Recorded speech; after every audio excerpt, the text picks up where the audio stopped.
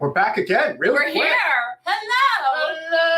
Hello. La, welcome all. It is Thursday, Generational Change. Although I am Jen. I am Peter. And I will say that during this process, we need to get used to me not being in uniform, and you're going to have to suck it up because... Well, this is exceptionally earlier than we generally go on. Which it wouldn't matter anyway. It wouldn't matter. Like on campaign, once the campaign, it's really crazy because it almost switches. It switches in an instant to where now I feel like 24/7. And literally, I just got back from 2 meetings and it's 12:30. So like, there's no way I'm going to be able to keep up with the uniform scenario. And you're just going to have to suck it up. This is still sitting here. Deter McBusiness, finally got it right. Deter McBusiness. And Teresa. Teresa. Great to have you guys here. Obviously, it is a Thursday. So far, a very good day for our little project here. Yeah. More to come. But I also was able to get some very good advice from a friend who's a good filmmaker. And so I felt good about that on our little video project. Well, that's an interesting question. Why don't you tell me more about how you don't like my accent? Or Where you're do you tell me know it sounds Zaina? Scottish. Where is Zaina? Because Zaina's right there. Zaina. So we're going to have a little talk afterwards. I can't talk to you, Zaina. You know why I can't talk to you. But oh, Zaina, today, this morning was a glorious morning for you and me and all of us, Zaina. And more to come. But let's just say that certain things have been funded in a very good way. And I'm very happy.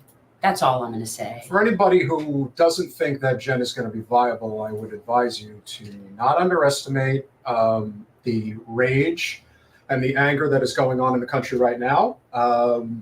It's very real. And I'm ready to play in their sandbox with them with this. I am. Yeah. I'm getting it. They want to have lots of money. We'll have lots of money. I'm done. They can do whatever they want to do. We're going to do what we're going to do. And what are you going to do? Oh, I can only say so many things about what we're going to do. You know, we got to keep a little things quiet. Yes, there has to be. We have to keep a little element of surprise. And I guess you have to figure out exactly what you're not going to do, which I think is probably the big issue. What I'm not going to do is spend my campaign talking crap about Debbie Wasserman Schultz. I don't think you need to. I don't need to. And the reason I don't need to is because other people do such a good job at that. I don't need to do it. What we are going to talk about are the issues of the day that are very pressing, that are causing this titanic, if you will, shitstorm of sorts. Let me just quickly say, Zaina, angry Muslims, man. Hell hath no fury like angry Muslims with a lot of money. That's all I can say, man. All right, well, let's not say too much. So with that said, part of the reason why we're here today and part of the reason why we're sitting in the circumstances that we're sitting in is because the economic and political system of this country, and frankly of the world, much like our neighbors in Northern Europe, have been suffering through for quite some time. We've often suggested that, or at least I have anyway, that the only way that a free market system can survive is if it's a hybrid system. It cannot survive any other way. And a lot of the world is suffering as a result of the fact that we really do have unfettered vulture capitalism, which is going to be the death of us if we allow it to be. But maybe there is hope. At least I hope there is. I don't know for certain.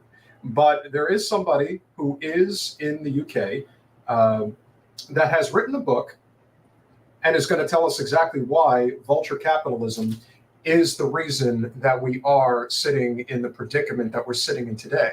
I do believe that there are many reasons as to why we are here. Jen, I'm sure, would attest to that as well. But I do believe that when you get right down to it, and why the chasm that exists today when it comes to income inequality, lack of health care, clean water, let's go on and on. But vulture capitalism is not venture capitalism. Not venture. The two words get pretty close. I feel bad again. I feel like we're really not being fair to vultures, and I'm telling you, as a person who likes vultures, I feel like it's not cool to use them in a bad way. I would definitely agree with that. It's kind of like, the thing with your sports teams' names when you make fun of people with them and think that. I will never ever change my listen. I agree on Redskins. I am never changing my opinion on Cleveland Indians. That should not have changed. Yes, it should. No. It's rude. People ought not be mascots. Come on. It's okay for the Seminoles. It's okay for the Seminoles to do it. But the Seminoles endorse it purposefully, and they work with the university. All right, let's not get sidetracked. She is the author of Vulture Capitalism, Corporate Crimes, Backdoor Bailouts, and the Death of Freedom. And she's got, I'm sure, a very charming accent. Grace Blakeley, welcome to Generational Change. Thanks so much for having me. I like to think so. I'll let you guys be the judge of the charmingness of my accent. No, it's very charming. But then again, we're so gringo here. Like, to us, honestly, you say a couple of things that sound remotely British, and we're like, oh, it's like Mary Poppins. I have heard that. People have often said, like, when I do media in the US, people are like, you just sound smart because you're British. You do. So it clearly works in my favor. No, well, you probably are also smart, but thank you so much for coming on. And I know it's evening there, so we appreciate this. And talk a little bit about, like, what was the inspiration? Like, what's your background? Obviously, we don't know you very well because you're over there, but like, what really pushed you? Because I know what our economic situation is here is dire. Yeah. Like, this is, and I know that it's global, but I don't know enough about what's going on over there that you're seeing that made you do this and like really focus on this. Yeah, I mean, well, it's pretty bad everywhere, as I'm sure you guys know. I know it's been bad in the US for a while, but like realistically, in most wealthy economies, ever since the financial crisis of 2008, we've just had a long period of stagnation, effectively. And what we've had in the UK and Europe, which you guys have had less of, I suppose, in a way in the US, is this thing of austerity. So it's government saying, we're going to cut tons and tons and tons of money out of public spending. We're going to cut public services. We're going to cut infrastructure investment. And that's going to kind of impact economic growth and jobs and all those sorts of things. I mean, the thing is about the US is that that's kind of been the policy of most governments in the US for quite a long time. So you haven't had infrastructure investment. You haven't had investment in public services. It's not called austerity. It's just called, public policy. Rubbing that in. You're right. We have no infrastructure. We have no. Yeah. Thank you for rubbing that in. I'm sorry. Well, I mean, we're going the same way, right? Because we've got these commitments to cut spending that are really like embedded now in our economic policy. So that's been a real big problem for a while. And we've just had, the global economy has been growing much more slowly than it did in the past. And that combined with austerity, combined with the pandemic, combined with all these different sorts of things, has, I suppose, it's created this political moment that I'm sure you guys are all familiar with, that we're going through as well, where people are really mad. They're really mad at the way that the system is functioning or not functioning, because what seems to have happened as the economy has stagnated is that those at the top have gotten richer, while those middle and working class families who are working just as hard as they were before the financial crisis are getting rewarded less and less and less. And I think, the anger that has come out as a result of that is what has led to the kind of political upheavals that we've seen in the UK and Europe, that you've also seen in the US. And it's part of what motivated me to write this book, right? Because the thing that annoyed me that I wanted to kind of cut into was the fact that most politics seems to be structured around this divide of, free marketers versus like statists, basically. Yeah. And the idea is that, there's free markets and we need to shrink the state to create space for competition on the right. And then on the left, people say, okay, well, the government needs to do things to support people and help people. And what I'm seeing, and I think what you guys are seeing as well, is actually big monopolistic corporations that don't have any competition working with massive governments that always intervene in the economy to support the rich. And it's basically powerful people at the top using their power to like support and promote their own interests. And this is capitalism. This is the way the system works. We're often told this is crony capitalism. It's not real capitalism because there's no competition and the state is doing things. But the state bailing out banks, that's been capitalism 101 since, the dawn of time.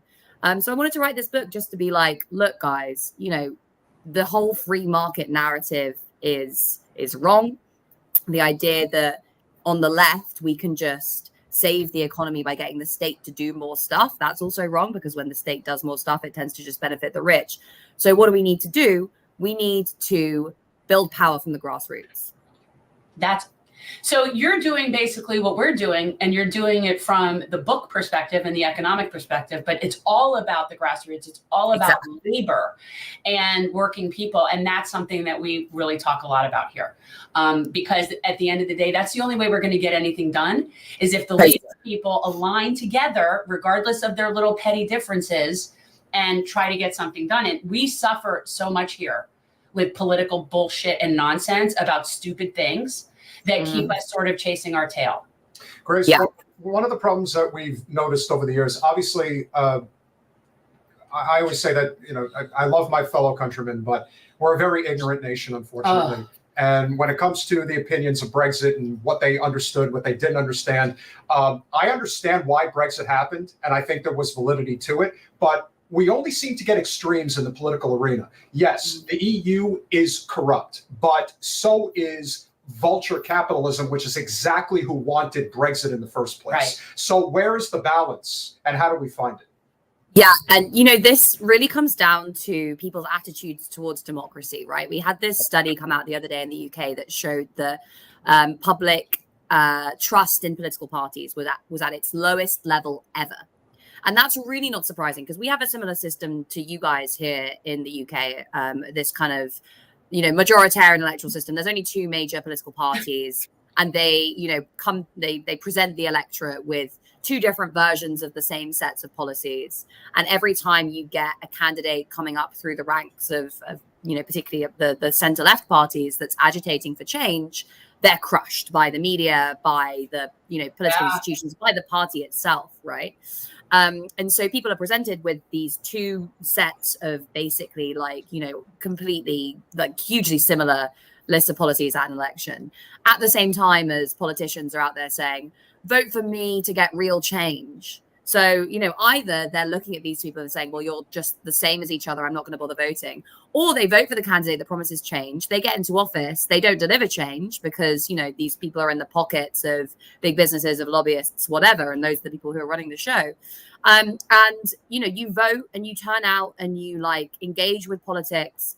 You try, you invest hope. You invest a sense of yourself in the idea that turning up on election day could make a difference, and then it doesn't, and that really grinds people down over time. It's where people get this idea of politicians are all the same, there's no point turning out to vote, which has some validity in some cases because it's not often going to deliver you real change if that's all you're doing, if you're focusing all your politics on voting. But also it starts to feed into this really dangerous conspiracy theory mindset that we see a lot on the far right now, which is they're all in it together, the whole system is corrupt, which to an extent is true. There is a huge amount of corruption at the very core of our economy, but the far right response to that is just to say the people at the top have loads of power. And often there's this kind of conspiracy theory thing of they control everything, they pull all the strings. That means we have no power. So we're going to vote for someone who just wants to watch the whole system burn, who just wants to bring it all down, just deliver a revenge to the people who have screwed us over. And that is, I think, what's fueling the rise of the far right. It's this sense of powerlessness combined with a real anger at being lied to.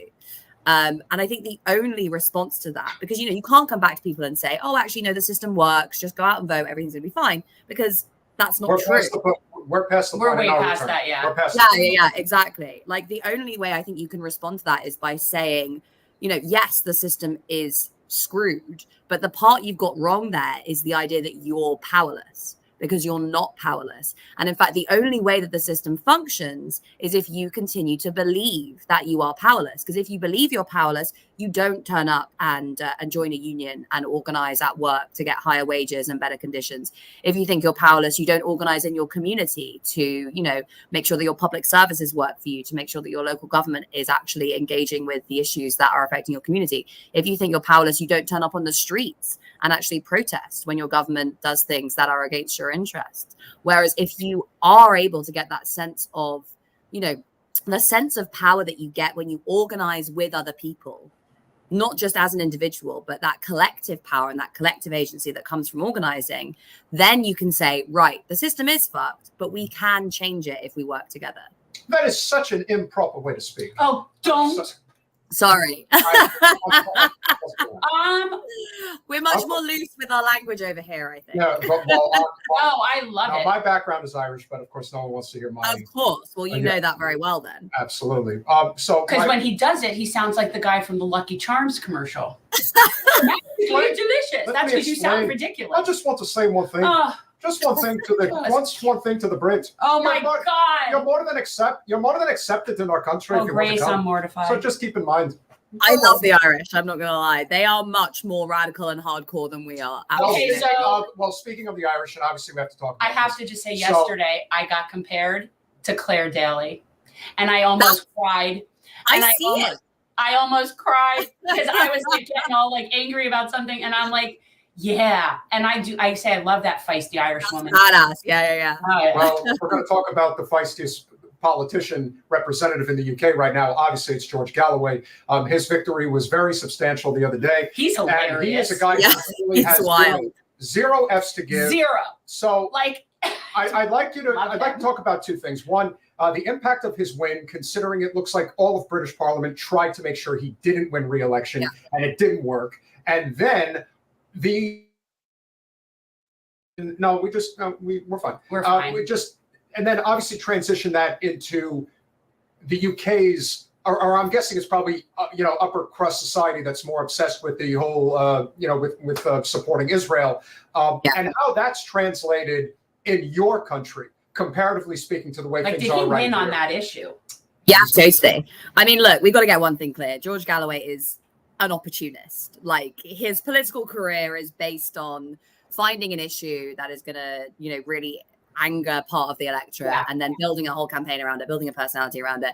He is, he's not someone that I would trust to represent me over the long term. Definitely not. But I think his victory shows something very, very clear, which is that people are angry. They are really, really angry. Exactly.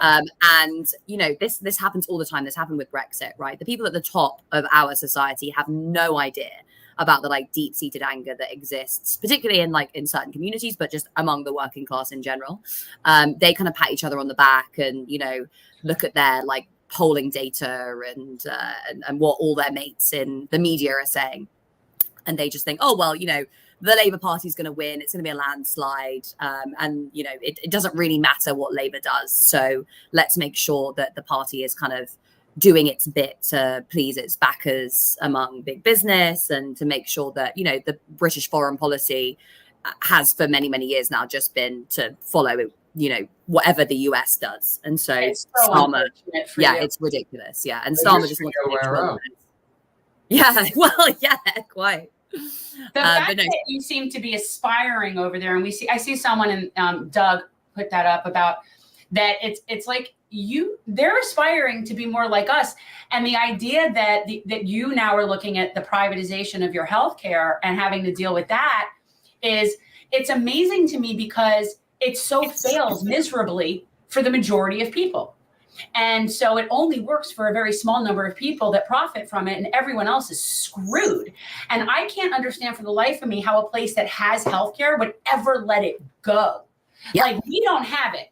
So and that's always their fears, that if they even gave it for an emergency, then people would never let them have it back. But I have a feeling that they're not. But I have a feeling that they're not voluntarily giving this up. I think that this is much like. I have a feeling that British Parliament, while it may be better on the periphery compared to the U.S. government, at the same time, I'm willing to bet that they conduct business probably very similar to us, which is the people who are in positions of power do not represent the people at all. Yes.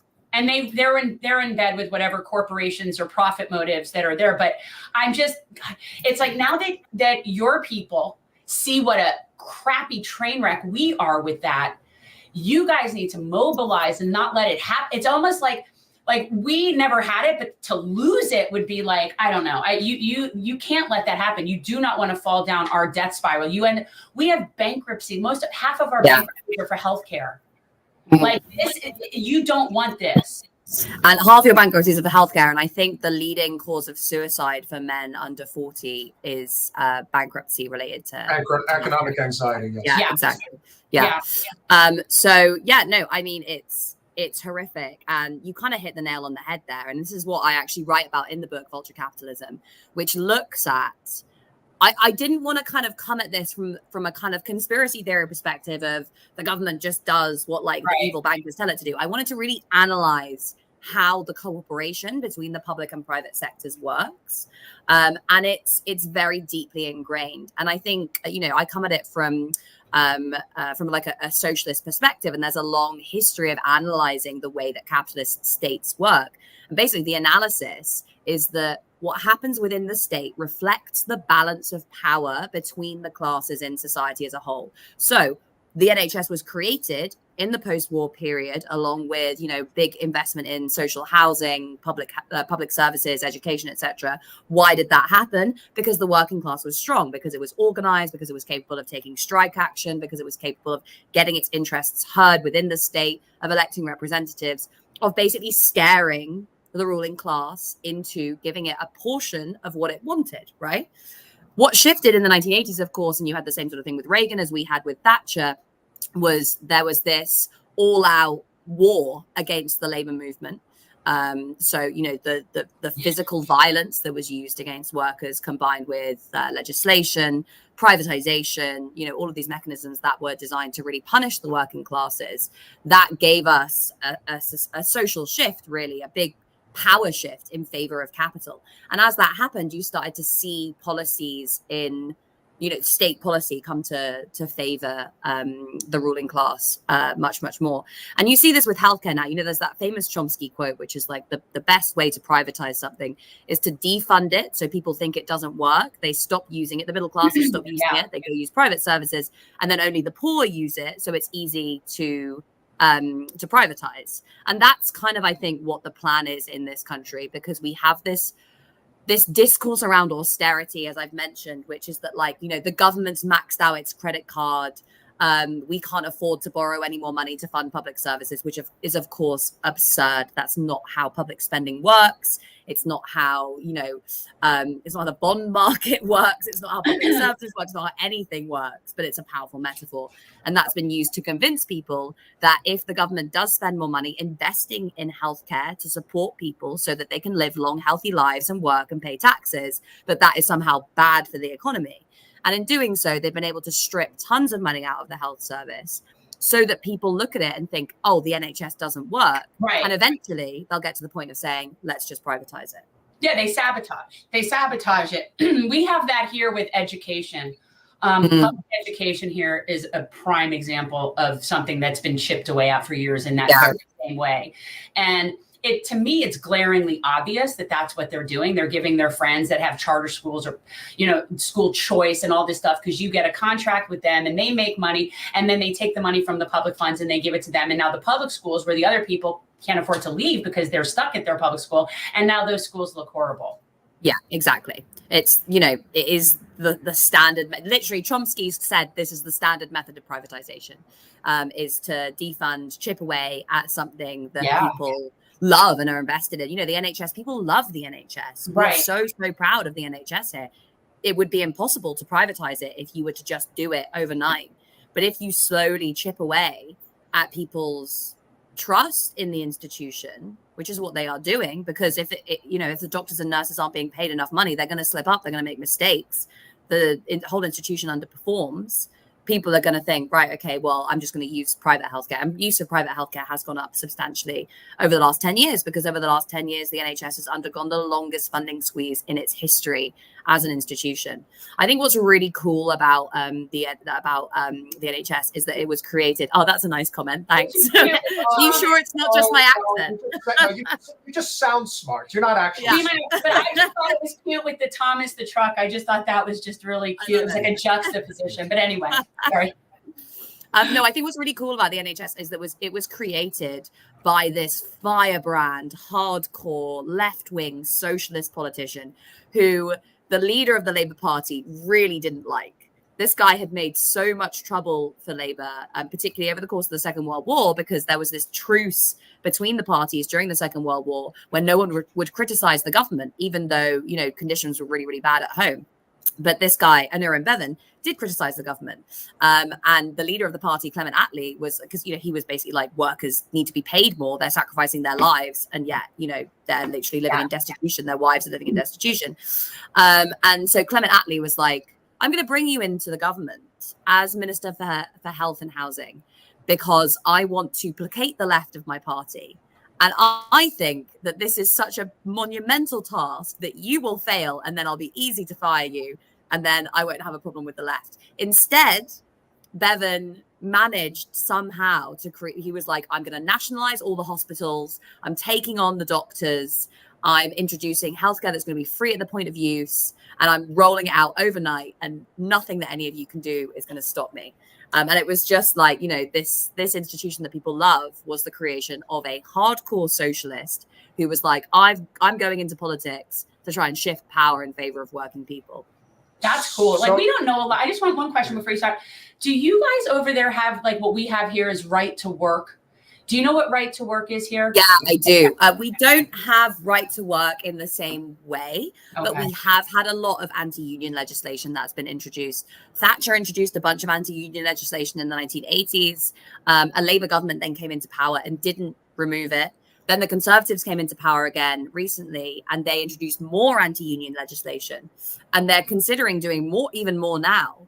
And that has been alongside a lot of legislation that they don't, we have all these people on the right who are like, cancel culture is the worst. Everyone's a snowflake, protect free speech. And our government has been introducing legislation to basically criminalize peaceful protest.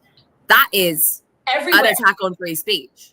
And nobody's kind of, annoyed about it on the right. So you're saying Nigel Farage is not that popular? Well, he is in a certain section of the electorate, definitely. Yeah, so you're basically no different than us. And we sit here thinking, oh, how cool. They have multiple parties. They have lots of parties. And that apparently in and of itself is not the answer. So again, I reiterate, my solution is no parties. No parties. Good luck. Yeah. Well, because we somehow think here that if only we got a third party, and again, I support all of it because I'm one of those, you throw everything and see what sticks, right? I'll support you, whatever will help break the duopoly. I'm with you. But I really, at the end of the day, think no parties is better. Why do we need parties? Why do we need that? Certainly the best experiences are usually with people that do not, they'll inquire, are you a Democrat? Are you a Republican? Or in case, are you Green? Are you Labor? Are you Tory? Then it just becomes, well, yeah, but, and then I don't want to hear anything else. It's when you can say, well, actually, I'm an independent. I don't support. Oh, okay. Well, And I think that that's one of the reasons why RFK is getting a lot of juice in the presidential election here. Because even if you don't necessarily agree with a number of his issues, I agree with some, disagree with others. But the fact that he is technically running as an independent is it's very appealing to a lot of voters. They just don't want the label anymore. I think, it means a lot. Yeah, I think people are really angry with political parties at the moment, and unsurprisingly, because they have basically become corrupt. There are these political scientists in the UK that did this analysis about 20 years ago about the cartelization of political parties. So they basically said that political parties were becoming like cartels. They knew that there were only two major parties, and they would just reliably, mimic each other. The electorate would swap between the two at elections. And also, crucially, they came to rely more on the state and state institutions. So like public, like federal institutions, for example, for funding and for, the infrastructure that they need to lobby, to campaign, whatever. They became very closely linked with state institutions. So the Pentagon and the Treasury and the Federal Reserve, all of these institutions that are just there, and they are, are always there regardless of how the government changes. The political party became very interwoven with these institutions. And so they didn't, crucially, need anymore to respond to the interests of their mass base. And again, if you look back to the history of political parties and how they were founded, we had this era of the mass party. So when working people would organize in their communities and get a local labor union organizer elected as an MP, and they would then be held accountable by those local people through a whole set of mechanisms that would make sure they didn't just go off and get captured by lobbyists. And the decline of the mass party is, I think, the real kind of, it's facilitated the corruption of our political parties, basically, and they're becoming kind of these duopolistic cartels, as you've said, because it's so difficult, if not impossible, to actually hold politicians to account. Now, I do think that there are economic systems anyway, around the world that do work and can be used as a model. I do think that Scandinavia and Germany in particular have a pretty reasonable understanding in terms of how to run it. I also think that Japan and Australia do a very solid job in that regard. What do you see the future, and how would you see a political / economic system that would be more tailored towards, again, there's no perfect system. And she's going to say feed, clothe, and give people medical care. No, that's how you do it. You give them a house, you give them food, But being in Europe, are there any of the countries that I've just mentioned? Are there any models that you would look at and say, yeah, they kind of have it together? France, even though I know they're your biggest enemy, no pun intended. Are they really? Do they still have that? The English and the French will always hate each other. But as far as I'm concerned, I'm Welsh, so I don't know. There you go. You're Welsh? Yeah, there you go. Well, no. But my son's name is Reese, and yes, but no, I didn't spell it the proper way because here that would screw everybody up. Okay, I'm with you on it, but there was just no way. And I always know that was this old Welsh name, and so I always liked that. Anyway. So what system do you see as being somewhat of a model to kind of work off of and say, if we were more like this, I think we would be doing a lot better? Yeah, well, I mean, everything Jen just said, yes, absolutely. We need all of those things. We need all the things we need to survive. And they should be kind of free at the point of use or subsidized or whatever. But I think the big focus of my book really is how we reinvigorate democracy. Because I think that unless we can do that, we can't get any of those things because of everything we've been talking about. The power is concentrated right now in a few amongst a small number of people at the very top of, the state, political parties, big corporations, financial institutions, and they all work together to maintain the system as it is. They got to the top with this system, so why would they want to change it, right? The only way that we're actually ever going to be able to deliver real progressive political change is if those people start getting scared, like they used to be scared of the people who are losing out from the system as it currently exists. So in the book, I look at a lot of different models of how we can democratize society from the ground up, as well as some policies that can be introduced like at a kind of national level, at a governmental level, to facilitate that process. And for me, I think that's the most exciting part of the book. It's like, let's look at some real life experiments in democratic planning, basically democratic, organization at the local level, and let's see what we can learn from this. And there's examples from all over the world. There's one from the US, actually. I looked at this community in Jackson, Mississippi, and they'd set up this set of organizations called Cooperation Jackson, where they basically had elected a community organizer into local government, and then started to build up local cooperatives to serve the community. So to make sure that people had access to good and healthy food that would create jobs, and that would also allow them to kind of organize and support one another when crises happen. So these networks really came to the support of the community during the pandemic. The other one another one I really like is from Wales. So there's this little former mining community in North Wales called Blaenau Festiniog, which you probably won't be able to spell, but it's in the book. No. I could barely spell it. This was just an example of a load of local people who were basically like, our community has stagnated for many, many years. There aren't jobs. We have, an extractive economic model where big companies come in and they take our resources and they get sucked out of the community. So a bunch of people basically said, we're going to set up some community enterprises that are going to give jobs to local people, and they're going to be run democratically, and it will allow us all to kind of come together as a community. And as soon as they did that, a bunch of other people were like, well, we could do that too. So they set up a community energy company that used hydroelectric power to give cheap energy for local residents. Then they set up a local food bank and did the same sort of thing. And all of these organizations came together under this umbrella of like a community wealth building hub, basically. And local citizens all got involved and started to say, why don't we do this? Why do we do that? The process was very democratic. It created jobs. It's become a model, basically, for people all over the world. Politicians are going to this tiny village and being like, what have you guys done? How can we replicate it elsewhere? There's loads of examples like that in the book, I think, that just show this is being done right now. You could literally do this right now. And then in the last chapter, I look at, how this would look at a kind of national level as well. But again, getting to that point of how we change government requires us to start here now in our communities, in our workplaces.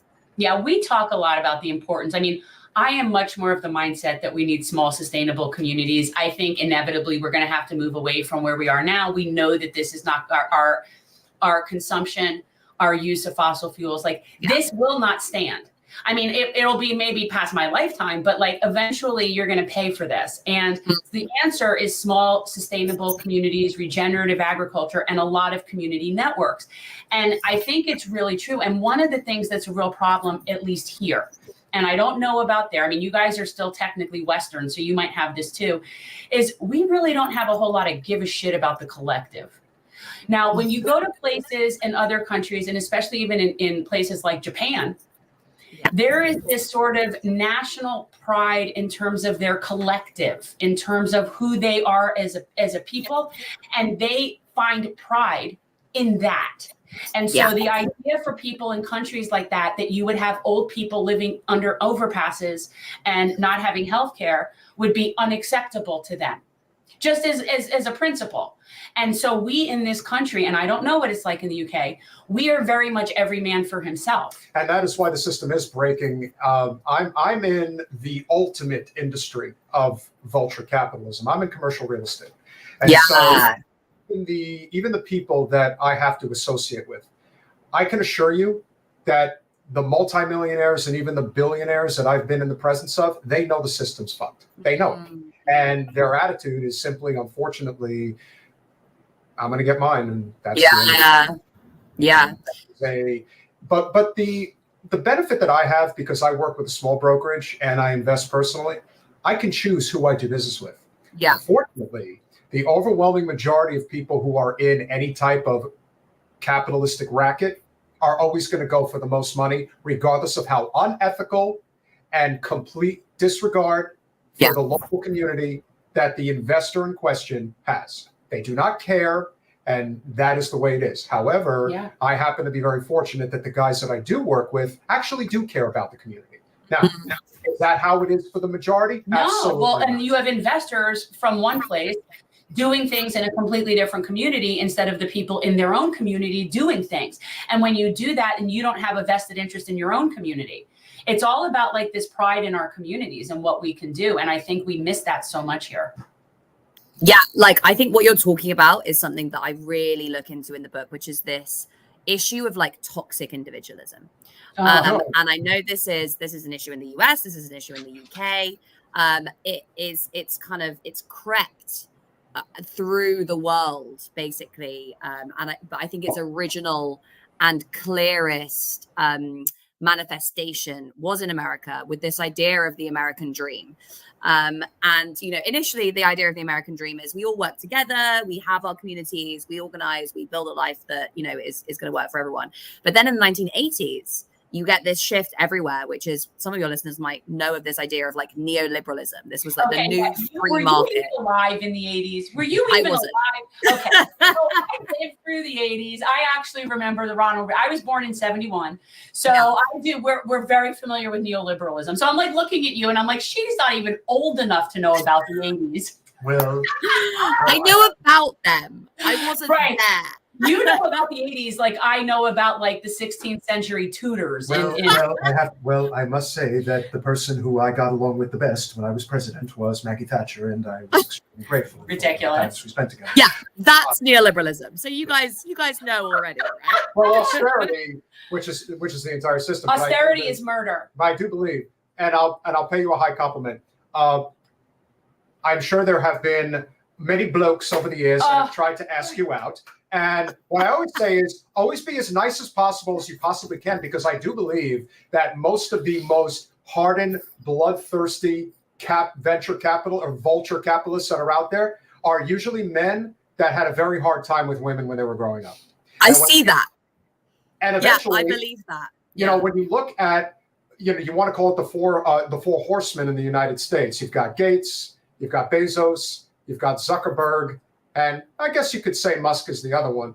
And when you look at them, what you see are very small men. And very, you know, again, small men. Look at Bezos. I mean, again, it is what it is. 30 years ago, that's what he really looked like. And today, he's jacked up because, again, when you're at that level, you can do whatever you want. I feel like I could step on Lord Farquaad's head. But the point is, these are very often emasculated men who have a chip on their shoulder. See, they wouldn't like her. And their attitude isn't, how am I going to better this world? It's like, how am I going to make the world bend on my knee? Right, because I couldn't get anybody to be my friend and none of the girls would go out with me. And so now I'm going to punish everybody forever. Well, the one thing that Zayn is right about, and it's not a question of incels turning into neoliberals. It's a question of certain types of them who eventually make it and they are not satisfied. Then they're never satisfied. And they will never be satisfied. Exactly. There is a vendetta, which is what drives them to say that $1 billion is not enough. $10 billion is not enough. I want it all. I want to be Napoleon Bonaparte. I cannot. And I hope they end that way too. Well, goodbye. So guys, I totally see where you're coming from, and actually you've kind of brought what I was going to say together really neatly, right?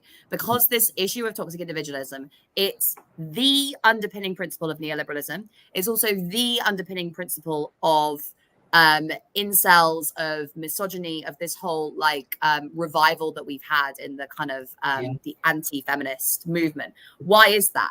It's because we have this idea, and it was, you know, became really popular in the 1980s. You are wholly responsible for everything that happens to you. You are, you know, we built this perfectly competitive system. So if you like fight, you work hard, you compete with those around you, and you get to the top, you're a winner. The whole idea of the market is that it sorts people into winners and losers. The issue is that we don't have free markets. We have a government that intervenes constantly in markets to support the rich. We have massive monopolistic corporations that, you know, bend markets to their will. We have financial institutions that wreck the planet and then rely on the fact that the government's going to give them billions of dollars worth of taxpayers' money. We don't have a free market, right? So people are like, well, I keep losing. Why do I keep losing? Does that make me a loser? Like, what's going on there? Because there is this idea that everything that happens to you is your fault. You as an individual are responsible for everything that happens to you, right? And when you internalize that mindset, which people have done largely since the 1980s, and you start to think, I'm a loser, there are two responses. Either you get depressed, and we see that happening now, or you get really angry because you're like, I'm not a loser. I'm going to show everyone I'm not a loser. Yeah. How am I going to do that? I'm going to get an AK-47. I'm going to go kill a bunch of people. That will show them I'm not a loser, right? Like, this is, I think, the kind of the anger and the resentment that exists in much of our society, particularly among young men who feel that they are being, basically, they're unable to achieve the same things as their parents were. They don't have the hallmarks of masculinity that they want. And it's because they blame themselves rather than seeing that the whole system is screwed, that there are a bunch of people at the top who are benefiting from their exploitation. Why do you think we have we'd be such good friends if you were living here and you could, like, you know, we could hang and stuff. I feel like, you know, I believe that. You're a little young for me, but you're the Welsh counter version of like what we're trying to do here. I appreciate that. And that is a perfect note to end on, because unfortunately, because we have a broken economic and political system in this country, we have corporate special interests, which include individuals who get paid a substantial amount of money, who basically go out and tell the general public, there's no economic crisis, there's no mental health crisis, it's just a gun crisis. Pull yourself up. That's all it is. And if you just took the guns away, I mean, fuck the people who have problems and are completely broken by the system. That'll fix it. As if you could. That's an example of why the system is gonna break, and it's just a matter of when it happens. And with that said, we're working on it. Please make sure. Grace, before you go, I cannot stress enough. Is there any place people can buy your book that is not on Amazon? Yes. If you go to all of my socials, which I think are linked, so it's just at Grace Blakeley, go on my link tree. There's a link to, I think, Barnes and Noble in the US where you can buy the book. But like, you know, any good bookstore, really, you should be able to buy it at. I don't know what all the bookstores are in the US, but it's a big publisher. It's Simon & Schuster, so it'll be there. Yeah. No, don't have those, but you've been very charming. It's great to have you here. Let's keep the conversation going. Thank you so much. Guys, make sure you pick up a copy of Vulture Capitalism. And let's not be harsh on the vultures. Corporate crime. Yeah, sorry to the vultures. Did you know, you heard me say that. I mean, I actually really do have an affinity for them. So I feel a little bad that they get a bad rap. No, they're a very important part of the ecosystem. You're right. Yeah. Anyway, but it's okay. I know it's not you. I know that you don't hate vultures. No, not at all. Thank you so much, Grace. Thank you, Grace. So much, guys. It was a real pleasure to chat to you. Bye-bye. Bye. Cheers. Now, she was lovely. Yes. And obviously a lot to learn. And right now we are going to transition into our next conversation. We have other guests. Yes, we do. We're getting back to old school. We have other guests, guys. We are. I think Marcela may have bounced for a second. Hopefully she comes back. She'll come right back. I thought maybe you accidentally clicked it. You did it? No. Okay. I don't know. You hit remove.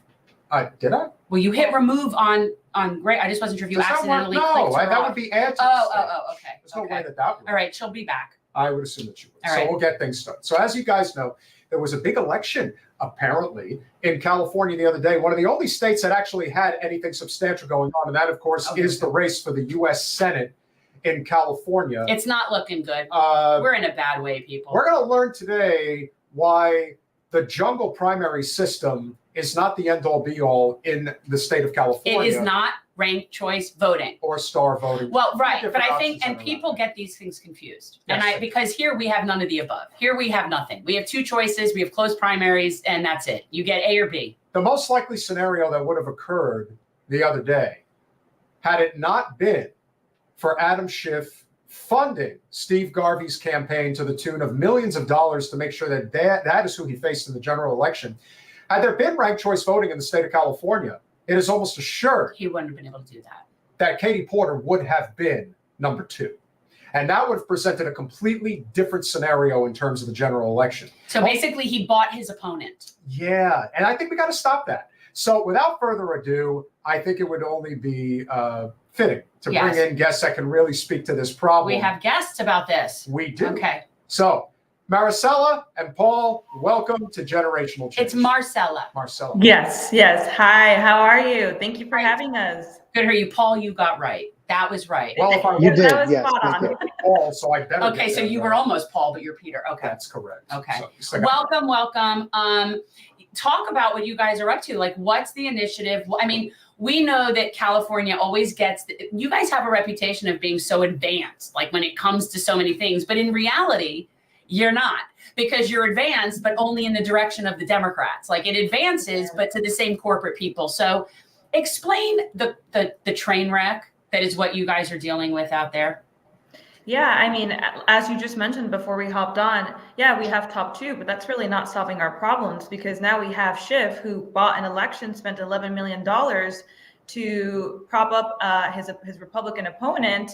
And, you know, I wrote an op-ed about this that's going to be published pretty soon. But basically, in baseball terms, this is what we call a squeeze play, right? He basically got Garvey to go in as second place, when everyone that was observing leading up to this was thinking, hey, it's going to be Porter or maybe Lee that makes it through with him. And so, again, classic example of the spoiler issue that we have, and yeah, top two is cool until you have this issue, until you have one party running it. And we should really be focusing on having folks from different ideological stripes running, and we should give people the options to vote for different candidates and flavors of candidates.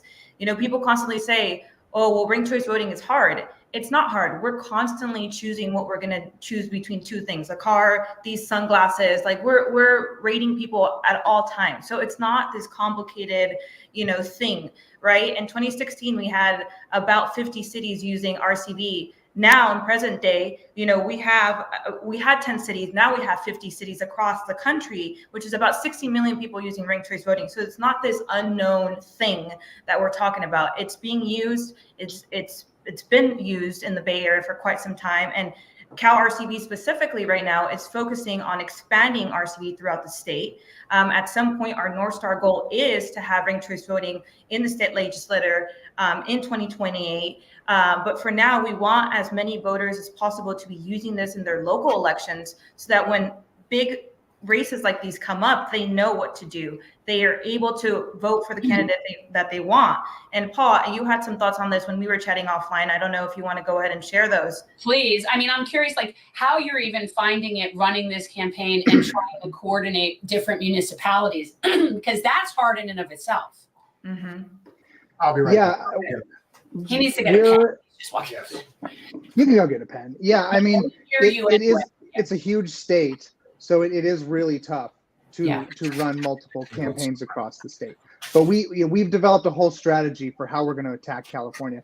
But really quickly, going back to the Senate race that just happened, it's really unfortunate that Schiff took the opportunity to prop up Garvey and essentially pick his opponent in November. But the thing that underpins this that we really want to get at is that this is not so much a failure of our current system as it is a feature of our current system. This is the top two primary working the way that it was designed to work. And that's deeply unsatisfying for people. It's deeply unsatisfying for Democrats who wanted to see a real showdown between these top candidates.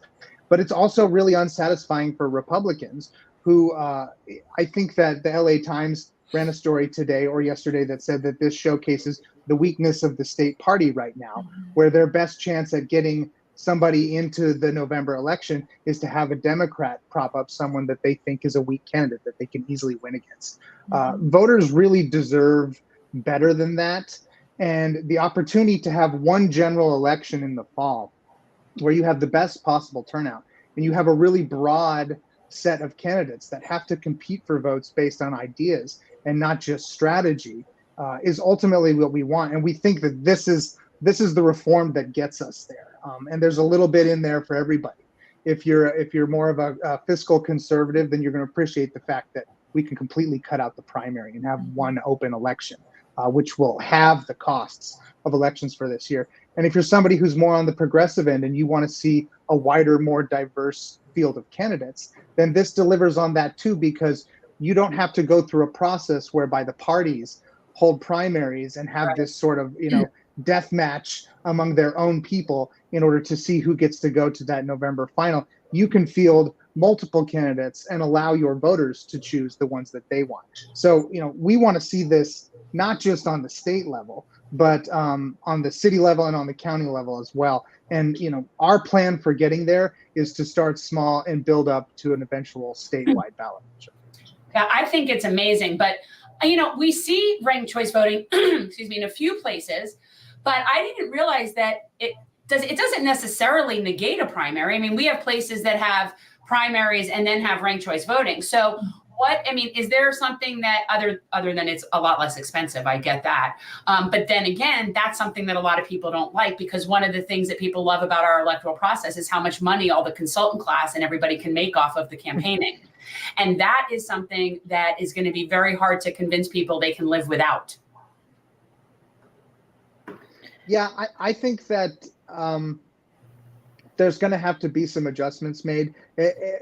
Some people will really like it, and then, like you're saying, the consultant class, the campaign manager class that gets to work all year in an election year is going to have to take a little bit of a hit.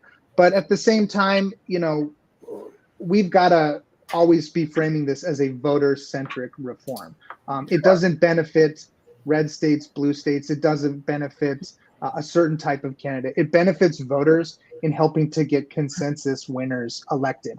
And yes, you're absolutely right. You can still run a primary. And in a lot of ways, in any state or county that chooses to still run primaries, using a ranked choice primary is going to be extremely beneficial. But if they decide to go that cost-saving route and get rid of a primary altogether and just run a wide field in a general election, that opens the door to a lot more candidates. Because what we're seeing here in California is that if you're planning on running for office in November of 2024, you've been running since 2023. Yeah. And you're spending money, and that's time that you can't be at work. That's time that you can't be with your family, with your kids. And for a lot of people who might turn out to be really great servants of the public, the idea of taking a year or a year and a half away from the activities that you need to be able to sustain your family effectively eliminates you from the process. Whereas if we had a much shorter campaign time, where we're thinking you could announce your campaign in the summer instead of the summer prior, Right. then you open the door to a lot of people who otherwise are locked out of politics. And I just want to add on to that. As you know, Alaska has this, and I was talking to the campaign manager who initially wrote the ballot initiative, and he told me, of course everyone was against this, and consultants and labor unions and all the organizations, issue-based organizations were against it. But we've gotten to the point where now we have this coalition, and everyone understands the benefits of it. They can still be involved, and this is good for democracy. It's not supposed to be one side of the aisle or the other side. It's nonpartisan, and so there is a way to get everyone to come to this consensus and understand why it's so vital to our electoral process. And just for me, my background, I'm a. And so this is really big for me, because I'm really doing the work to make sure that, we're getting people elected that are going to actually do immigration reform. And it's like, what a time to be alive right now, where all these things are happening and all our rights are basically on the line, and no one's doing anything. Everyone's just throwing mud across. And so we want to be productive. We believe this is the way. And there's like I said, there's a path. It's not a new phenomenon. People are doing it every day. People are building these coalitions. It is possible. It's possible. And, my goal as the ED here is to build those bridges, right? To be working with all parties, not just one side of the aisle. And so, like Paul said, this is so important to us, because even this play that we saw between Schiff and Garvey, it's happening on a municipal level all the time. The campaigns that I led as a campaign manager required me to do some of this, and I didn't like it. And it's why I'm here today, and why I'm now so passionate about electoral reform, because I've seen it with my own two eyes. I've witnessed it, and it's horrible. Nobody should be doing it. No, now I'm sitting here just feeling angry that you can't vote. I know. It's frustrating. That's really that. And is that like forever you can't vote? Like, how does that work, that you can now forever not vote? Like, can you ever vote? Like, what is that? It's basically, I'm in limbo. and whoever our new president is going to probably bring DACA up again, and that's when I'm really going to start freaking out if it's a certain president. And so I have to continue doing this because it's my livelihood on the line. And I live in a mixed status household. Listen, excuse me, I just have something very important to say. I am not in favor of illegal aliens in our country, but I will accept her. She's a lovely girl, and that is okay with me. The head. So I just want. Well, I have to fix. The hands. I'm all over the place right now, as you can see. I'm sweating. I'm perspiring. I love the Mexicans. They're great people. They're tremendous people, and we're going to support them forever. He has the lines on point. Oh no, he's good. Down. You're a great girl, but unfortunately, I'm going to have to kick you out. I will say, honestly, as somebody who very, very regrettably held my nose and voted for Joe Biden in 2020, very much so. And even if we went back and looked at those clips, my only reasoning was at a minimum, I think it helps the DACA people not be living in terror. Like that was honestly, like that's all I thought. I thought, okay, so that's a certain set of people that are mature. And that's the only thing I took with me when I voted for Joe. But I'm sorry to tell you, I cannot do it again. I cannot abide a genocide. So now we're definitely in a predicament. However, I would do anything I can to help you. Like I find all of this absurd. It's like junior high school, and somebody needs to be a grown up. Well, I've been saying for the longest time that part of the reason why we have this border crisis, if you will, is because labor is starting to gain traction again in this country, and because we have a billionaire class, the likes of which has never been seen before, and their attitude is simply, we'll just bring in people from other countries and we'll pay them a slave wage, and we are never caving to your demands of a living wage and universal health care. Right. So everyone becomes a political pawn. On one hand, you're helping one group, another hand, you're screwing another. But they're not really helping them. They're helping them to crappy jobs that no one else wants. Correct. That's not helping them. Correct. And that's what they hang over everybody's head. We're not going to help you. We're not going to improve your lives.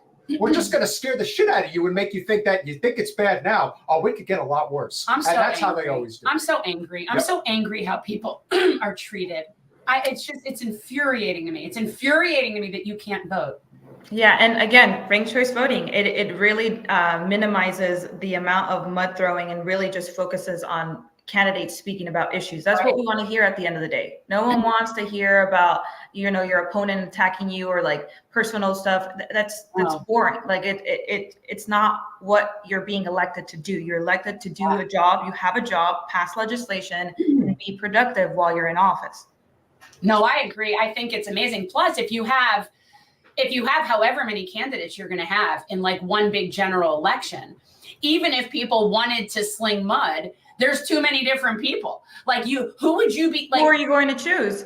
Right. Like who would you pick? Meeny, miny, mo. Right. So you would have like a bunch of people randomly, maybe like going back and forth, but it wouldn't be focused on any one person. So it would be kind of like thinned out. You would thin out the garbage. Marcela, if you can, and Paul, you as well, if you guys could just talk briefly about the residual effects of Schiff doing what he did, which was having a super PAC pump millions of dollars into Garvey's campaign, making him the nominee, obviously all but ensuring that Schiff will win in November. But at the same time, you now have, I believe, the first GOP statewide top 2 candidate in the state of California since Arnold Schwarzenegger. And so as a result of that, the effect that could potentially have on down ballot races throughout the state, there are probably a lot of vulnerable seats that are now potentially going to get flipped as a result of having somebody like Garvey at the head of the ticket, as well as having a very weak incumbent president as the top candidate. I do think there's going to be some residual effects. How do you guys see it unfolding as we go forward this year? Paul, I don't know if you want to take this one.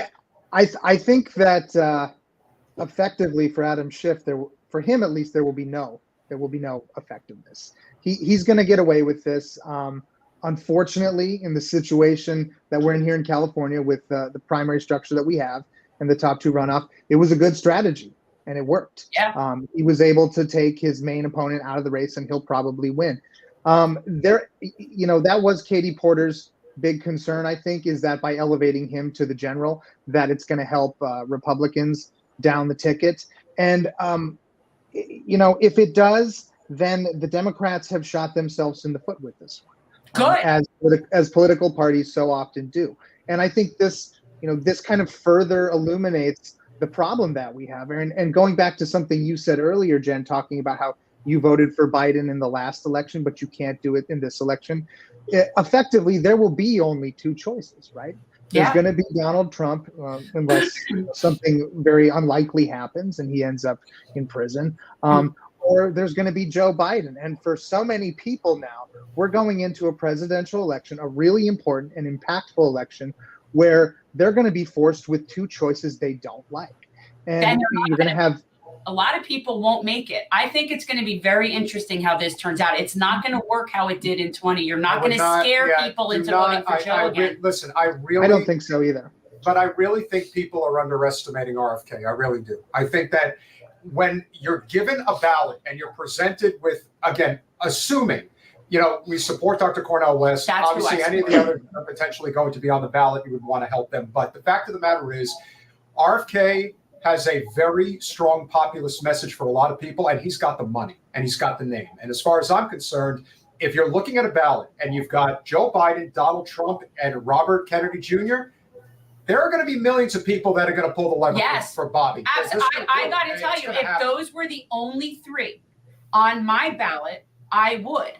And I don't want to, I'm hopeful that I'll have some other options on my ballot, even if it's not Dr. West. But I think you're right. I think if those were the three choices where we are right now, we know how unpopular Trump and Joe are. Just something that's different. And I think but here's the question that you have to ask yourself. And this is the inherent problem. You've segued nicely into the inherent problem with plurality voting.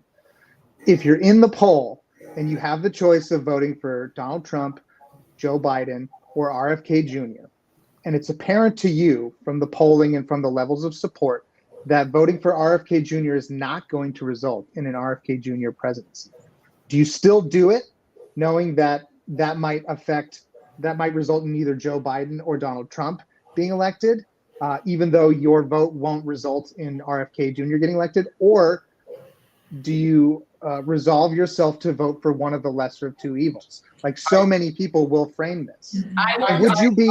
Will you be comfortable with the result of that election, even if you know RFK can?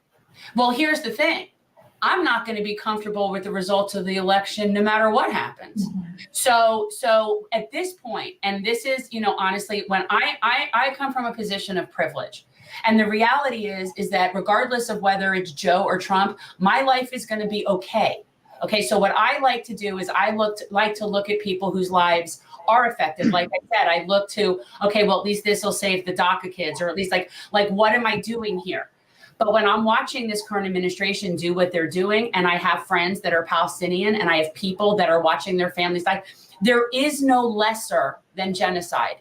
We have now reached a level where, honestly, when people say to me, well, Trump could be doing the same thing, I'm thinking, are we seriously having this discussion? And the reality is, at this point, I don't think there's anything that Capitol won't do. And and it's not, and ultimately it doesn't matter, because at the end of the day, Capitol is just going to keep feeding Capitol. And it makes me sad that we're here, but I cannot, at this point, the lesser of two evils thing is gone. The lesser of two evils works when we're talking about slight policy differences. Genocide takes lesser of two evils so far off the table that I can't even see straight. I also think, because of the system being constructed the way that it is, I do think, and I do not put a lot of stock into messaging, because I think that is a very overrated component of politics. But the one part of messaging that I do think is very key here, and you brought it up, Paul, is how is this going to be framed? Now, one of the key components to any major election, especially presidential election, is the federal funding component. And that comes from getting 5% of the national vote. And that needs to happen. So if that happens, that will absolutely happen with Bobby. That is not even up to debate. He can definitely he's going to clear double digits. I have no doubt about that either. However, what I will say, and this was the experience that happened back in 2016, because Gary Johnson came very close at 4% with the Libertarian ticket. Yeah. If you are able to clear that 5% threshold, and this We the People party that he has started If that materializes into a real political party, then that's the victory, first and foremost, that one has to be looking at. If you clear that, the 5%, that is going to continue the trend that is happening right now in a number of states with something like ranked choice voting. Let me tell you something. They are definitely afraid of ranked choice voting here in the state of Florida. And that also goes absolutely. And that goes hand in hand with third parties. DeSantis has put that as like a priority in Tallahassee, that we are not allowing this to happen. The only way it's going to happen, much like anything else, and this is one of the things that does make Florida a very populist state, is that we do have ballot initiatives and they do work. So when you take it to the people and you allow them to have a say in Tallahassee, that's when things ultimately get done. That's why we voted comfortably for Trump in 20. We're going to do it again this year. But in 20, we also voted for a $15 minimum wage. And that cleared with over 60% of the vote. So I'm not in this mindset of, oh my God, the red team doesn't want this and the blue team doesn't want that. We're populist here in the people. Our legislature has been hijacked by the crazy red team. That is true. But our populace is fairly populist. And so there is promise for stuff like that when you get out of the Tallahassee hub. I do think that there is some promise for things like this, but I see ranked choice voting and third parties very much kind of going together, because that's what's keeping so many people from ever voting third party, is that whole spoiler crap. So it's absolutely, you're describing the heartache that so many voters feel cycle after cycle after cycle. Here in California, independents and no party preference and third party voters are the second largest group. They actually make up more voters than the Republican Party. But if you look at our state legislature and if you look at the makeup of our city councils, they effectively have no representation. No. And so, what everybody's about ready to experience on the national level come this November, they also likely experience on the state level and on the local level, unless they live in one of the few places in California that uses ranked choice voting, where you might have a favorite candidate. You might have somebody who really, really makes your heart sing. But if they're not the chosen nominee of one of the two major parties, they're working against a system that is set up to keep them down. Agree with that. Do you have any fighters in Sacramento? We've had Ash Kalra on the podcast before. We think pretty highly of him. Is there anybody up there that's on your team that is trying to fight this fight with you guys? So we have Josh and Paula Lee, who are leading Better Ballot Sacramento. It's our newest initiative, and I think they would be great to join you guys and talk a little bit more about the work that they're doing up there. For sure. 100%. Yeah, I'm about anything that gives people anything that creates a result that is best closely aligned with what people want. Okay, so that I know is ranked choice voting in terms of how the mechanics work. And I am so mathematically challenged, but I do know that whatever it is that gets us closest to what most people want is the way we need to go, right? Like that's how I understand this. And I think it's extremely important. I'm very frustrated by all this, but I need to answer the question, because somebody asked me, why would I pick RFK over Biden? Let me be clear. I'm a Dr. Cornel West supporter. I donate to his campaign because I love his message and I want him to keep going out in the world and promoting it, because he shares my mission and my vision.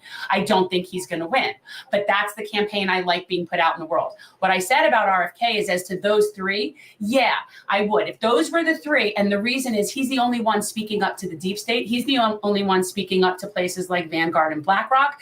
And so while he is abhorrent on Israel, they all are. Yeah. So that issue right there would be a wash. But at least with RFK, you're having somebody that's willing to speak up to big banks, big, whatever that is. And I feel like that is at least one, just like I picked Biden for DACA. Like I'm grasping at straws. Yeah, but I also think that the appeal of RFK is going to be very strong in states like Florida, which is clearly going to go for Trump, and states like California, which are clearly going to go for Biden. And the gap is going to be so significant that there's no excuse not to exercise your vote as an independent to vote for RFK under those circumstances. At least to get the 5%. And somebody who lives in your neighbors to the east in Arizona may have a different opinion about that. Or even Nevada. Nevada's going to be in play as well. So there are people that are going to look at this, and do I think that there's especially older voters that are going to have that knee-jerk reaction to still go red or blue? Yeah, that's probably true. But the younger you get, especially people under the age of 45, RFK is leading in national polls with voters under 45. So to me, I think that this is, and we're not RFK's. We're just literally talking strategy and numbers. Let me be very clear. I'm not a supporter. The system has to change. Well, about 50% of Americans don't identify with a party, and somehow every election they have to go into the ballot box and choose a party. Yeah. Well, we have closed primaries. So that's why I'm registered as a Democrat. That's why, because otherwise you can't really participate here. But I do think, and I always felt this way, if you live in a state, and even for people that are nervous about that lesser of two evil thing, which I can't even deal with that right now, but in a state that's like purely red or purely blue, or is going to go, absolutely vote third party so they could get the 5%. I mean, I lived in Texas in 2000. So W was my governor running for president. Yeah. And I knew there was no way I was voting for him, but I didn't really like Gore. And the reality was it didn't matter who I voted for in Texas. So I traded my vote with someone in Oregon, which was a swing, and they voted for Gore and I voted for Nader just so that to get the 5%, because I knew it wouldn't matter. I could have wiped my butt with my vote in Texas. So there are certain strategies that I feel like people need to think about and not just jump on their tribalism, because we kind of could think a little bit further ahead. And that's all I'm suggesting. I mean, I know people feel scared and they got to vote their lesser of two evils, and everybody's got to do what they've got to do. We don't tell people how to vote. No. We just point out things that might help other strategies and might be another way to go about making things better a few cycles from now. That's all we're talking about. It's all about how you lay the foundation. Because the one thing, I pointed this out back in the 2020 primary that people were not recognizing, even though I am pretty confident because of his personality and because of his history that Pete Buttigieg is never going to amount to anything really significant in the political arena. I think he's absolutely going to run for governor of Michigan after Whitmer ultimately runs for president in 2028. But these are the types of things that we in the populist grassroots progressive movements need to be thinking. We need to be thinking on those levels with those individuals and what their plans are. Somebody like Pete Buttigieg doesn't just come along as a flash in the pan. He is a selected person from the highest echelons of our society and said, okay, we're going to ride him. And this is where we're going to go. And if you don't recognize that, then you're never going to catch up. So whatever's being done right now, more or less has to be what gets set in motion for 2028, let's say. And that's why these particular issues like ranked choice voting are so significant. And now ranked choice voting is kind of caught up to an issue like universal health care in the sense that it was once considered a passe, fringe type of policy to almost everybody recognizes it now. Right. And the majority of people agree with it now. And now it's a matter of how do we get it on everybody's ballots throughout the country. And so goes California, so goes a lot of this country. And so any way that we can help you guys further this mission, not just in lieu of what just happened the other day. No. In lieu of what just happened the other day, this has to be a fundraising machine for you guys to basically show all of the Democrats that are out there who now should get that what Adam Schiff just did is going to screw the party significantly statewide, potentially for years to come. And that ranked choice voting is how you prevent that type of shit from happening. I'll be promoting you guys. I'll be promoting it. I find that whole thing awesome. It's the pay for their opponent.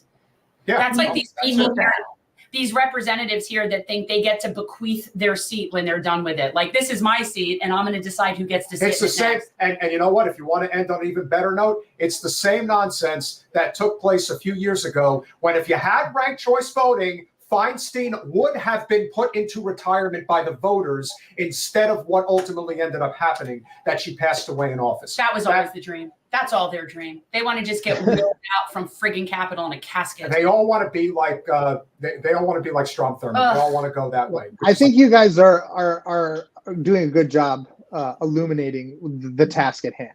This is a long game. There are no quick and easy solutions to political problems. Almost never.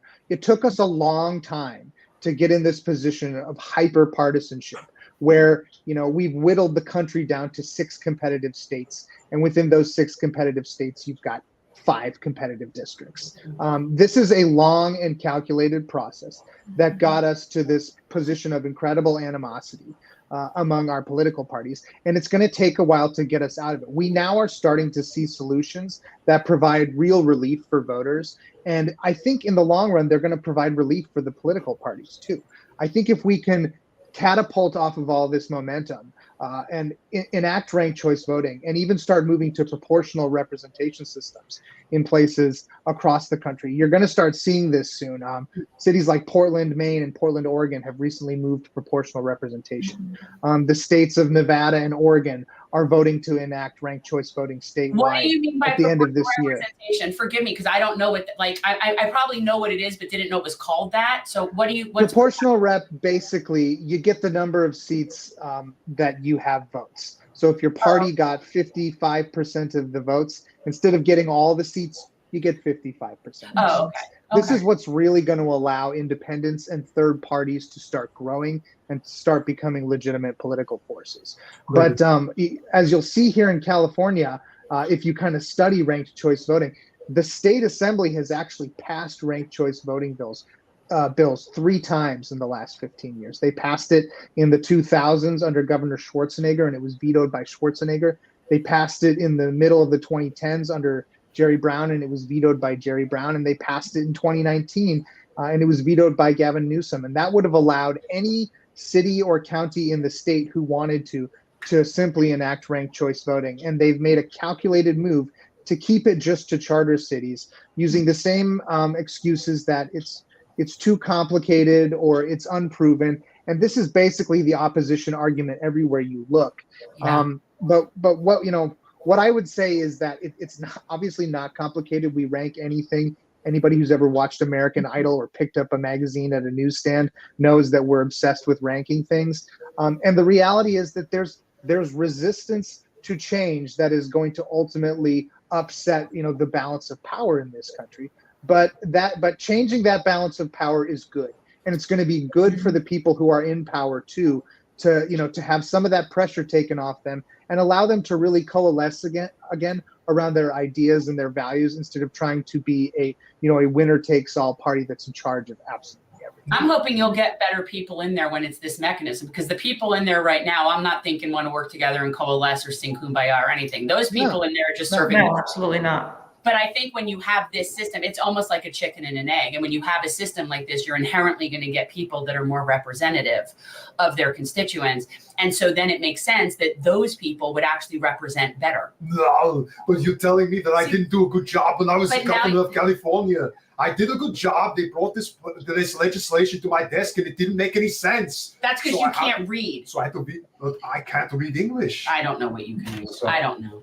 All jokes aside, you guys are great, and we obviously appreciate what you're fighting. And forward us, like, if there's other people that you think would be good that want to come talk about stuff. I'm happy to. Yeah, I'm about all ideas that are trying to help people have more of a voice, right? Like, and I certainly don't know the answers, but I know that there's really smart people that do. So thank you for that. Like that. This is why I tell people we don't need to get rid of lobbyists. We just need to get rid of corporate lobbyists and lobbyists that give money. We need smart people to teach us things about stuff and explain things to.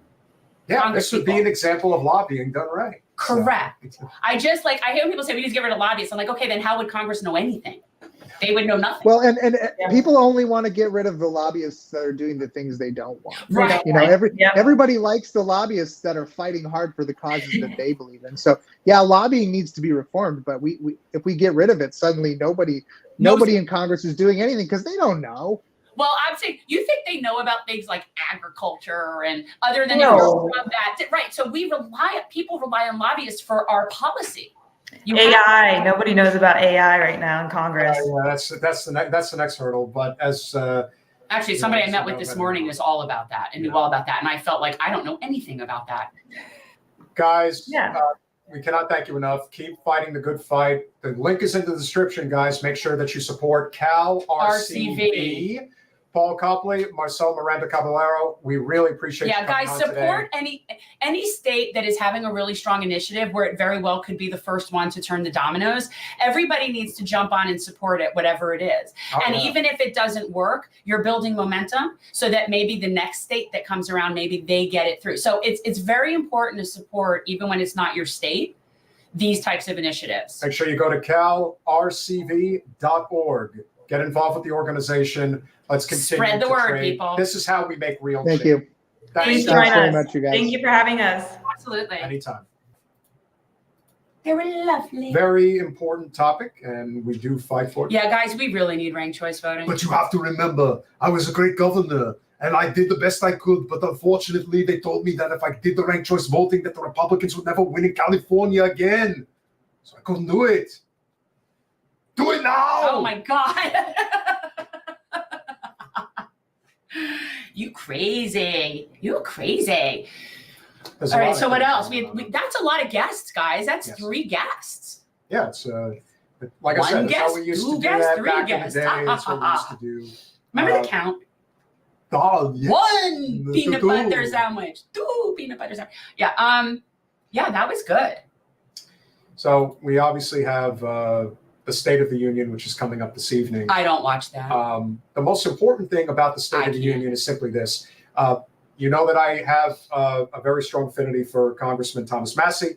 The reason I do is because he is somebody who, while he is a libertarian GOP representative, Consistent. he does not take corporate special interest money, and he doesn't meet with corporate lobbyists. One of the very few that doesn't. He is also somebody who truly stands on principle. And this evening, his guest is going to be friend of the show, Gabriel Shipton, Julian Assange's brother. And that, to me, is a pretty big deal. It's a huge deal. Now, you could say that he's doing this to rub it in Biden's face. Okay. I don't give a shit. We don't either. It's the right. It brings attention to the right issue. Yeah, I don't honestly, I am done caring about what people's reasons are. If somebody wants to do the right thing, we'll take that. We'll take the win. And this is really the danger here of what Joe is up to right now. Oh, I don't know how he won't be sundowning by then. It's not even a question of sundowning.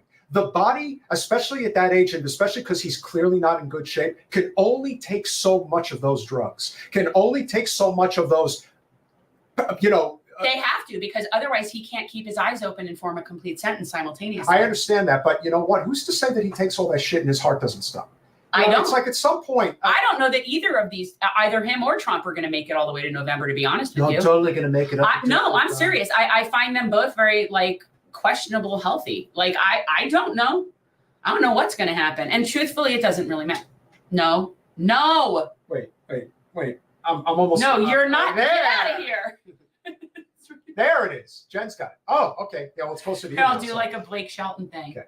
So for those of you who are obviously new here or aware of what's going on, Jen has declared her candidacy against Debbie Wasserman Schultz one more time. It's happening, And people. we're trying to get this done. We have a lot of things in place. We've been strategizing for a long time. Yeah, I think we've got a shot. I wouldn't do it if I didn't think it was possible, which isn't to say that it's not a long shot. And we will spend the next 5 months serving the community and spreading the word and sending the good word, the good word of our mission. But really, it's just about connecting people, building coalition, and just keep pushing. What happens after people run and after if they don't win a campaign and then they go away, and maybe they go away for 2 years, maybe they go away forever, but at the end of the day, they stop the momentum of that campaign and it is no longer serving the mission. We have to keep building on all of these campaigns, whether people get into those positions or not, which is why it's important to run a service-based campaign, which is what we do. If you are out serving your community, and you're building networks and you're getting people out to serve that aren't even necessarily involved in politics, you're winning. And so really that's what we need to keep doing. And you keep chipping away and chipping away. India. Until it falls. And it's just part of it. We're just part of that link of stuff. So whatever anybody can do to help us do this would be great. And I've already said it, honestly, can I help you? That's you. It'll be really interesting because I would love to bring everybody with me on this. So we are going to be, what is happening? Right there. Go What to are that you doing? Go to that QR Okay, code. so we are going to bring everybody with us on this journey, and we are going to start. I'll be covering events from the campaign trail, and you guys will get to see some of the stuff that's fun and some of the stuff that's ridiculous nonsense. But I think it'll be. Well, it's more fun for me that we actually have people helping us this time. That makes it where it can be more fun for me. The more money that I bring in, sitting here doing this, is the less time that I have to spend making phone calls, calling a handful of rich people for money, which I loathe. Honestly, there is nothing I like less than asking people for money. I can't even. And the thing is, I have to keep reminding myself, guys, this money, I'm the only person that doesn't get this money. So that's what I have to keep reminding myself, is that I'm not doing it for me. Well, that's true. He's not getting money either. But we have a lot of people that are really competent and wanting to help us get this done, and they need to be paid. And so this is really about me doing what I have to do to bring in money to continue our mission. And I have to suck it up, buttercup, but I really hate it. So the more that you guys out there help out, the less I have to waste time dolling for dollars and can be out there doing what I really need to be doing, which is meeting people that are voters instead of spending my time on the phone with people that can be donors. But we need donors to get voters. And that's the rub.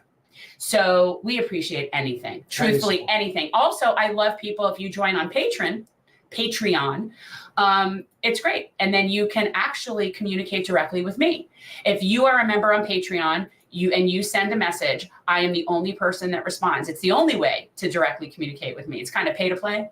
But honestly, it's just nice to have the support. It is. I like, somebody donated $1 to me yesterday, and it was like, it's just touching. Like, and especially if you guys can sign up to do monthly, like, as opposed to giving me $25, you signed up to do like $5 for a few months. The idea of being part of the campaign and being part of what we're doing, and it's really inspired. It's really inspired. And it helps me immensely to know how many people are supportive. That's why I like. Travers, you really. What is he saying? Travers, you really can't help yourself. What did he say? He's referencing something that you won't get. Okay, first of all, I don't laugh anyway at you. You know that, Travers. No. Every once in a while, he'll get me to smile and laugh. But come on, do it now. he needs a ditch to Connell. I was actually thinking that a Schwarzenegger mask would have been good now. No, yeah. Okay, but in all seriousness, though, like, generational change supports generational change, and we love that. That's helpful. And Gen 2024 supports what we're doing on the ground here and is helping to rid the world of one of the most corporate, corrupt politicians that we have in this country right now. So we are going to cover what has been going on lately. Colin, drop AOC, drop Gillibrand, and drop Manchin. Well, I discussed the topics in the headline. I'm not sure. That might be an older comment.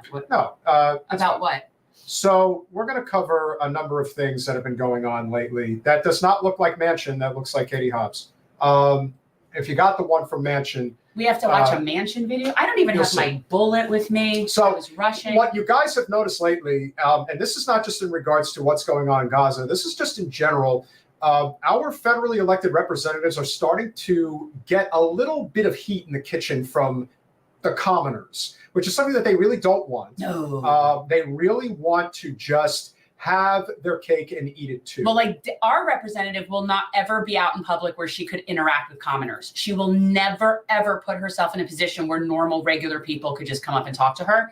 So I can only imagine, for all these reps being hunted down in the halls of Congress by the likes of Medea Benjamin, are finding it very inconvenient. Oh, absolutely. I love it. I love Medea. Now, we are obviously going to cover AOC, but I think it's more prudent that we cover what happened at Kirsten Gillibrand's get together the other day. I wasn't invited. This is so generational change in so many ways, and you'll see by the reactions of the people that are there to get a better idea of exactly why things are where they are and why this has become, obviously the issue in Gaza is an issue that is definitely being pushed much harder by the younger generations. But you'll see the reaction of the people that are there, and it really speaks to the disconnect that we have right now. It's really bad. Yeah. So we'll start with Kirsten Gillibrand. Respectful about what we're doing. Gillibrand, how can you say that you represent New Yorkers when 70% of this country demands a ceasefire in Gaza, when 45% of New Yorkers demand a ceasefire, when 53% of New Yorkers do not want to send Israeli funding or military aid anymore? Senator Gillibrand, you received $366,000 from pro-Israel lobbies in this past election cycle. Why are you allowing your interests to be bought by foreign governments? We're sending billions of our taxpayer dollars to kill children and women. 30,000 people have been murdered. I like my genocide the way it is. Please stop complaining. Imagine stroking out at that level And you could see that he's clearly not a healthy guy, and his wife is there basically trying to tell him, don't do it, don't do it. And at the end of the day, what are they reacting to? You are upsetting my time with my senator, who I probably have given money to, and it's important to me. It's important for my place in society. I don't want to hear that unpleasantness. Your unpleasantness is contaminating our little get-together. Could you imagine if somebody had interrupted a Wasserman Schultz event at one of the Broward DEC events? See, the thing is, and that's the thing, see, Debbie, you will never see her in a position like this. You will not ever see, none of these videos will come out with Debbie in it. You will never find it because she does not ever put herself in a position where regular people could be present. So this would never happen to Debbie. I think that there is some truth to what Zainab is saying, which is, yeah, there's probably some of them that know that that's what's really going on. They know it's a genocide. They don't want to say it because the truth is that they're willing to accept it if it means that that's what it's going to take for the Democrats to beat the Republicans. Like, that's the mindset. The mindset is, yeah, it sucks. And you think like with Alex. I think some of the people are like that. Yeah, I think that they just believe in their mind. It's like, well, it really does suck, but you know what? If the red team was in charge, the same thing would be going on, and we're just going to have to suck it up. But the thing that happened with Alex, I found very interesting. We'll get to that. Okay. So here we go. You have the money to correct these historic wrongs. If you took the money that you had given to Israel, the $15 billion you gave to Israel of our taxpayer money. You are lying to the people, saying there is a peace process when Israel is the one that has been consistently declining a ceasefire. 25-year-old Aaron Bushnell gave up his life, self-immolated. His last words were free Palestine. There's the image. There it is. You have this woman. You have two things. You have a few things going on here. The first you have, and this gentleman who stood up with the cane, I can almost assure you served in World War II. He's got the Navy hat on. He looks the age. He looks like he's in his late 80s, early 90s. He's got the whole thing. Why don't you? This is a true generational thing. But this is what our DEC meetings look like here. Oh, it's geriatric. This is our Democratic Club meetings. It's the average age. The Republican meetings are nothing like this. The Republican meetings are young like people. Now, are there old people? The GOP? Absolutely. But these Democrat meetings, especially today, this is all that it is. And they don't want to hear anything that is not exactly what they want to hear. And could you have picked a more perfect image than the two 70-year-old senior citizens sitting there closing their ears and security grabbing her, taking her out? Right, when she's very nicely wearing a mask, mind you, I think politely wearing a mask, and she's actually saying truthful things. They're not listening, and then this guy who's pulling her out of there, who knows what he really thinks? Who knows if he even really wants to? He doesn't want to. Exactly. He's just working for whoever's telling him to do that. For all we know, he's just another person that's screwed like she is. Like it is. It's but actually what it should really also good tell, and what it should also tell you, and granted, Kirsten Gillibrand was basically bequeathed this Senate seat from Hillary Clinton. Oh yeah. Oh yeah. So who is she representing? And I'm willing to bet that this particular location is probably somewhere in like, Westchester or Rockland County, New York. These are probably fairly comfortable senior-aged individuals, and they don't care. No. At all. No. Well, and the other thing is they believe whatever news they're watching. So if they're watching MSNBC repeatedly or whatever it is they're watching, they actually believe that that's news. And so to them, they're only hearing whatever side they're hearing, and they don't want to hear the other side. They don't want to hear it. Even if they know it exists, they don't want to hear it. This really is, and this is like the perfect image. Like if you wanted the meme of the old guard of the corporate Democratic Party, this is it. Screaming for change, desperately needs it. Old guy telling her to shut the F up. I'm going to hit you with my cane. And they have their others closing. That is such a liberal thing to do. In an all-white meeting, you have the one black man who's working there to pull out the person that's speaking up. The closing of the ears. I mean, honestly, crazy. Think about it. That is, if that's not neoliberalism at the highest level when it comes to complete disregard for actual circumstance, not pomp and circumstance, but actual circumstance. Oh, metal, This get is off the what it mask is. thing. I understand. You don't like the mask. In all reality, she's being respectful to the people that are in this room because Right. she's yelling over them and it's containing whatever's coming out of her mouth from going over all these old, potentially Yeah. vulnerable people. So I understand what you're saying, but people standing up, and I've said it repeatedly, people like Senator Gillibrand, these people should not have a moment of peace. Not a moment of peace. From when they leave their house, from anytime they're in a public arena, they should not have a moment's peace. Because if you are not doing what most people want, then this is what you should have to deal with. And this is the one thing, believe it or not, above everything else, this is the one thing they don't want to deal with. No. They don't want to deal with regular people because they can't look themselves in the mirror. They know. They know this. I can't even imagine how Debbie would react if she was in a place where she couldn't leave, where she was trapped and she had to deal with well, this. then you'd really see. Then you 'Cause we've seen it. really, yeah, we've seen it. But guys, then she there's endless really, amounts of footage. Why don't you go back and look at the video clip of when she lost her mind with Medea Benjamin? Oh yeah, in that press conference. Let go of me! Yeah, no, and then she is. proceeded to call the police on Yeah, her. they sent. That's what ends up happening because for them, they didn't. They signed up for the life. They didn't sign up for the job. Well, no, they didn't That's sign up the for public difference. service. They That's just the want. They difference. just like the cushy job. But these, it's so telling. But the thing that I do take some comfort in is when we look at these types of images, and when we go to meetings here, the majority of these people are on their way out. And that's the kind of thing about people like Debbie, people that appeal to a very older generation. They're not getting any new voters.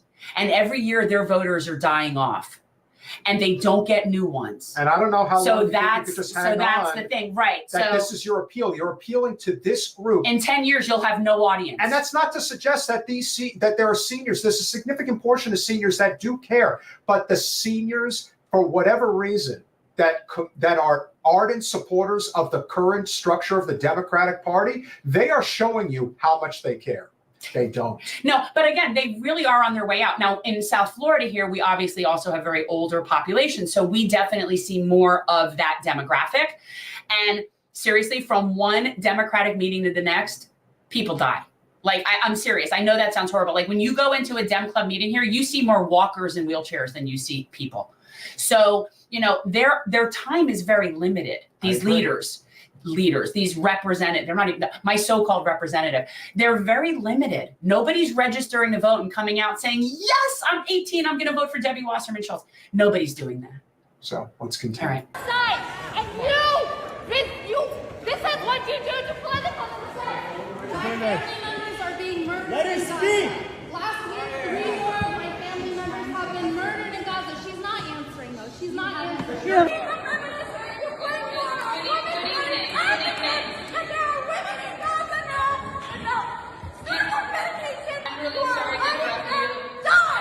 I love it. They offered to return the hostages. That is a lie. They offered to return the hostages. You motherfuckers declined. Ooh. Pulling out the big words. So they're going to make it what they're doing. So has Israel actually offered a ceasefire resolution? Yes. Have you read what the ceasefire resolution actually It's like, says? we're going to stop shooting you to let our people go so that we can start shooting you again. Do you know what's taking place right now as we speak in Englewood, New Jersey, which is what I consider an attached part of New York City? But Englewood, New Jersey is just across from the George Washington Bridge in North Jersey. Do you know what they're doing there? Englewood, New Jersey is one of those affluent enclaves that not a lot of people know about that has a substantial Zionist Jewish population. And you know what's going on right now? They are doing land auction deals for Gaza, and they're giving it to them. They're letting them buy it. Isn't that nice? And you thought that this had anything to do with protecting Israelis from Hamas? You thought that's what this was about? Was there anybody who really thought that? Well, yeah, the people that are already on board and believe them. Again, they're speaking to a very small echo chamber of people. They're not getting new people. So that's the difference. Our team is getting new people every single day. Their team has people dying off every single day. So eventually, they're not going to be with us any longer. And we all have to look forward to that day. But yeah, this is absurd. That is correct. Yes, the guy was from Teaneck. He is Jewish, and he went to this this auction, if you will. It's taking place. Oh, he was great. Yes. Right. Yeah. Right. This is stuff that what will inevitably be happening. And we're seeing it already with some of the people that are in Congress.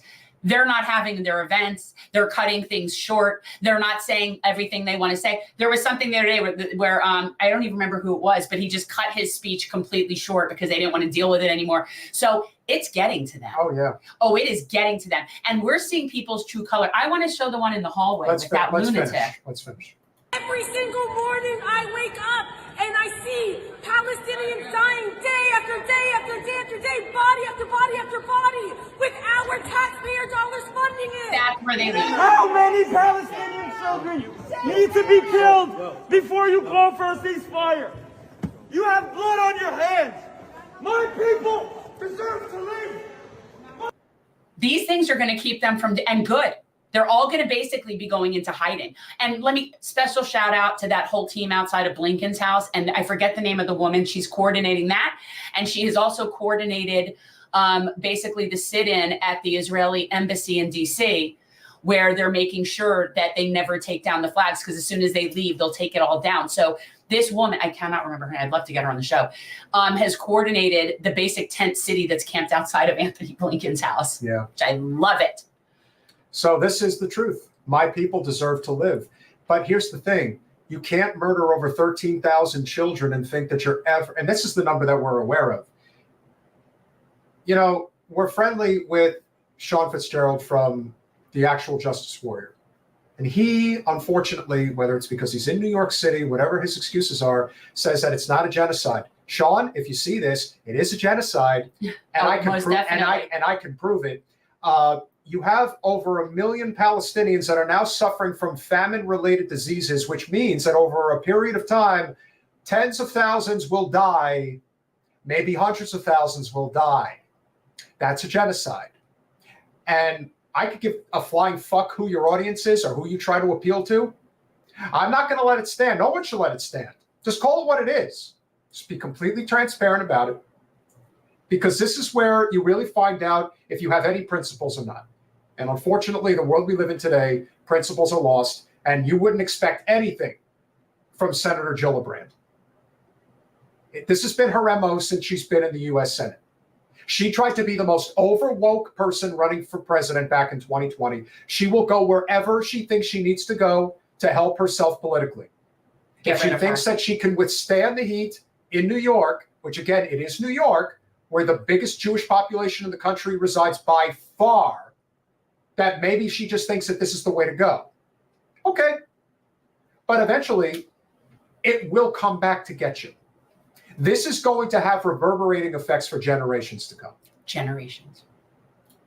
All right. But that's not the only person who had to deal with the heat. Oh, there are other people that had to go with the heat.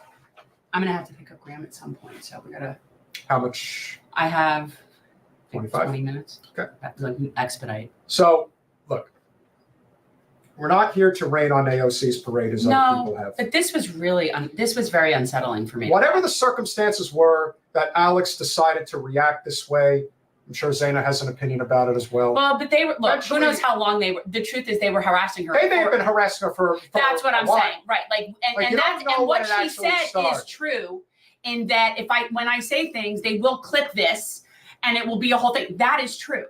But her reaction just wasn't right. But again, I don't know how long they were harassing her. And that's the problem when you don't see the beginning of something. We're seeing something out of context every single time. So Alex was with her fiance at a movie theater in Brooklyn.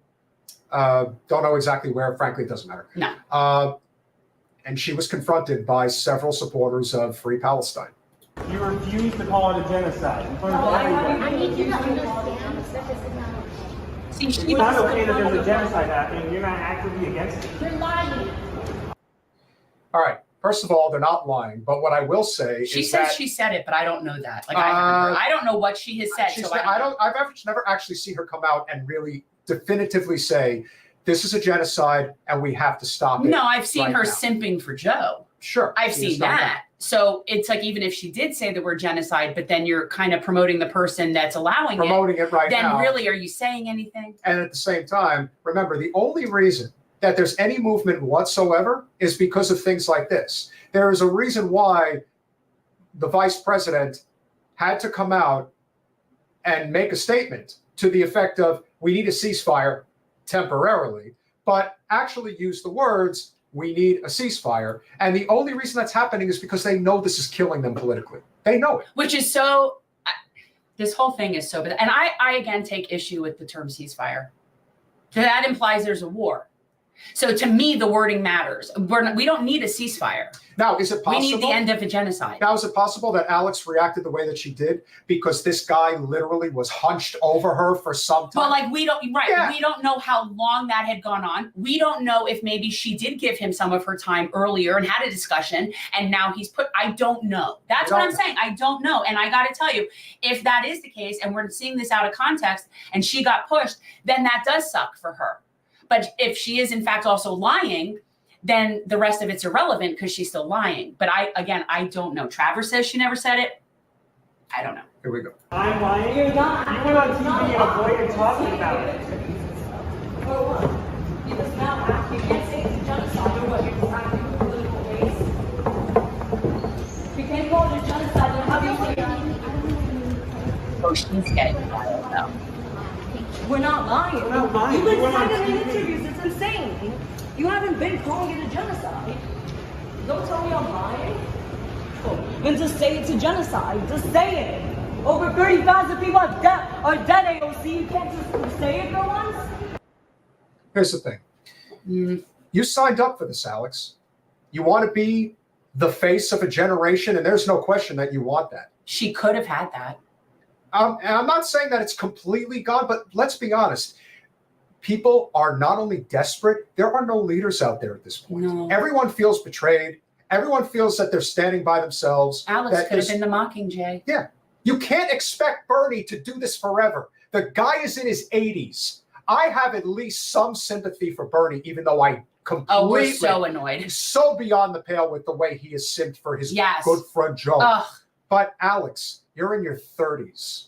You are just a kid compared to the average age. Remember, the average age... Well, now that's interesting, and I don't know if that's... Is she talking about Alex? I don't know that the husband... I don't know anything about her husband. Is he a husband or a boyfriend? Fiance? No, Okay. they're engaged. Okay, they're engaged. Yeah, I don't know anything to the degree as to whether or not...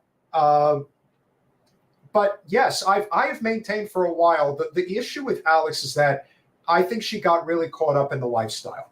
She went to all of these wonderful events. She has a lot of celebrity friends. She's made a lot of money. A lot of this goes to what I've been saying over and over and over again, age and immaturity. Because you're talking about people that are getting into Congress without really fully formed brains. And these are people that are looking at this for the longevity, for the career, for the security, and they do get caught up in the celebrity of it all. And I feel like she really had an opportunity in 18. She had an opportunity that I have not seen anybody be given in this country in my whole life. And she had an opportunity to basically be the Mockingjay, and she instead decided to morph into Nancy Pelosi. I look, that's just what it looks like to me. And what I would say to her is, Alex, you are infinitely younger and more capable of being the Mockingjay than me. So I really feel like it was disappointing. But then I also feel it is a symptom of lack of wisdom, lack of maturity, just stuff. I mean, look, I'm old enough to be her mother. And I am telling you that when I was that age, I wasn't this. So to think that, like, I just think that it's very difficult for people that are really young to get thrown into that lifestyle and not just love it. We'll finish this out, but Colin, can you grab the video of Congressman Fleischman, who was with Code Pink the other day? I think that yeah, we can't find that yeah. because I want to compare and contrast. I don't agree with what You Don't Like My Music is saying, but however, the difference between the two is that the Democrats will try to be nice about genocide, even though they're still supporting it, and Republicans will just say, "Oh yeah, let's see that cycle." Yeah, let's see that cycle. And by the way, that's it. That's all we want you to say. Or you're not angry about people confronting the public when they can't call it genocide. Over 30,000 people have died. Stop. Okay, stop. We're not doing anything. We're just talking to an electoral privatization. That's all we're doing. cut it, and you're going to cut this and you're going to clip this so that it's completely out of context. See, and therein is true, but where is the out of context, I think, is the question. No, she's saying that if she were to say it, what they want her to say, then it would be clipped and taken out of context, as opposed to her dancing around and lying about what she didn't say. Somehow she thinks that that would be worse. I don't know. You already said that it was, and y'all are just going to pretend that it wasn't over and over again. And say it again. Fucked up, man. You're not helping these people, and you're not helping them. No, you're Neither not are helping you. them. Neither are you. You're not helping them. So don't say that you don't. You can't. These people have no money and no power.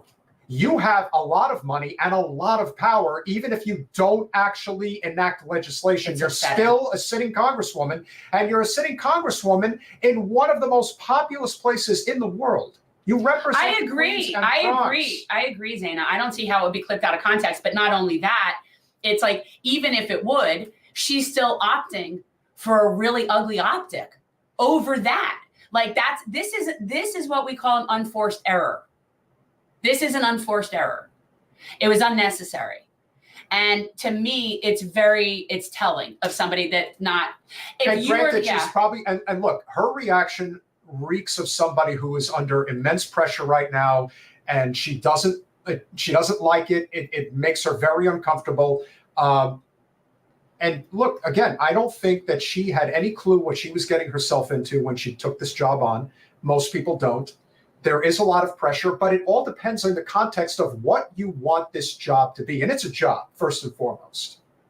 But it's a job that very few people on the Hill take seriously. You know who takes their jobs more seriously than Alex does? Ro Khanna does. And Ro Khanna is not somebody that I would put up on a pedestal and say he's doing an amazing job. No. But Ro takes chances, like he really does.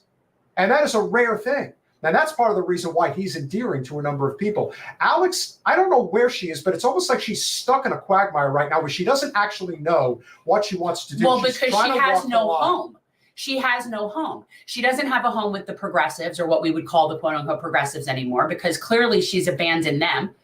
And yet she's still a Democrat. So it's not like the other people are going to really want to play with her. Then she's towing the line between like Nancy Pelosi. Like, I don't know. I don't know what that's about. I don't know. It's disappointing.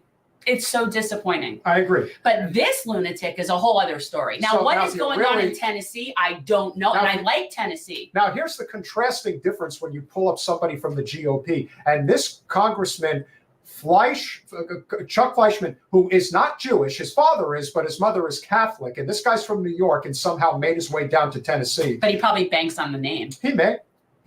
Fleischmann. But I knew a Fleischner. This is how the GOP responds to being confronted by the likes of Medea Benjamin and Code Pink. Yeah. Palestinians.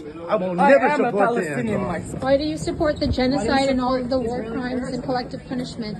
Are you concerned about all the children? Let me make it clear. Let me make it clear. Israel is our ally. Will always be our ally. Even if they commit war crimes? And they are not guilty of genocide. And your check is in the mail, sir. Yes. That's all it is. Well, and it's funny, and they will always be our ally. Israel is our ally, and they have differ. done nothing wrong. Can I have my money, please? Because I believe what Colonel Wilkerson, who was on our show, I believe very much what he said, which was in about 18 years, Israel will cease to be a state. And I actually think, given where they're going right now, they're heading in that direction a lot faster. But yeah, sure, by all means, tell us how we're always. And I really hate to keep bringing this up, but I'm telling you, you keep electing these representatives that are like 5'6", 5'7". It reeks of Napoleon Bonaparte shit. It really does. They have this real complex about how much power they have. And Lord knows, a guy like Fleischmann, oh boy, would that guy love to be the U.S. Senator from Tennessee. He's got that written all over him. Small men. All over. They're very like, how can I rise? How can I get up there? When is Marsha Blackburn going to keel over? You always have to wonder what they're really compensating for, don't you? And I will support Israel forever. Israel will stay your ally, even though they commit Israel genocide. Even that's your term. Even when they kill, that is your term. Even when they kill 30,000 kids. What they that is did a to the statistic. Israeli people on October. Let me tell you a statistic. Yeah. Israel will exist. The Jewish state will exist. That's not a statistic. That's not what we're. And that is for God absolutely to do. nothing. Well, there, Well, and there, as I've always said, is the biggest problem and always will be with the GOP. They do not believe in the separation of church and state. At least these individuals don't. And as far as I can tell, what is one of the biggest hallmarks, and this is very true, particularly of the libertarian conservatives that we know, they really do believe in the Constitution. And they do believe in the separation of church and state. People like this don't believe it. That's why people like him, that's why people like Marjorie Taylor Greene say the garbage that they say. This is God's will. They're shills. They're just shilling for whoever they're working for. They don't. A lot of these people, it's clear that their ideology is not what it is. Like he's just speaking whatever lines he was told by whatever his donor told him to say. Clearly, and it's just so gross. But I love how he's saying it. And by the way, for anybody, if we're talking about geopolitics, and you bring up either a Bible or God, we're done discussing. We're done discussing because now you're talking about fairy tales and myths, and I'm still talking about geopolitics. The other thing about this guy, like so many others, is just remember, he can't look you in the eye. He's looking off in another direction. Yeah, no, none of them. They will never look you in the eye. None of them because do. they know they're wrong. They know they're garbage. They know. They know their shit. They can't not know. No, it. they know their shit. They're just talking about soulless. They're just capable of sleeping like that. This is the biggest reason they would not want her in the halls of Congress. Because when you don't take that filth. Well, first of all, I think I'd look at the top of his head. But you might, but that's really not Very the point. small The man. point is that when you take all this corporate filth, that's why Thomas Massey really is, again, he's a unicorn. That's true too. But they don't want me there. Why would they? They wouldn't even want to look at you. They would look at Am you I like, so hideous? No, Good they God. would be basically looking at you like, oh, that's the one. That's the one who doesn't take the bribes. That's the one who thinks she's better than us because she doesn't understand. You don't understand I don't the play game. in You don't their understand little how it sandbox. works. If only I really wanted that money. Seriously, I swear, if only lots of money would do something for me. If anybody would like to check while we're watching this, find out how much money AIPAC has given to Congressman Fleischman. I'd love to know that one. Oh, yeah. Do what we're saying. And I will always support Israel. Genocide, sir. I will always support Israel, and you can tell the Palestinians I will never support them. I'm a Palestinian myself. Then I will tell you, I will never support you. I will tell you to your face. You want my cousins Goodbye to to die. Palestine. Goodbye to Goodbye Palestine. to Palestine. Goodbye to Palestine. We will support Israel forever. So you are comfortable So with just FYI, this guy just said goodbye always to Palestine. support Israel. So you just said goodbye to Palestine. So you are Goodbye. saying you are comfortable with the murder of thousands of children. The Jewish people will never You are suffer not again answering the question. under Palestinian terrorism, under Hamas, under First of all, the way Hezbollah. you're talking is so disgusting. Who does it? First of all, again, this is one of those where I would love to be standing. Oh my God, would I love somebody to do that to me?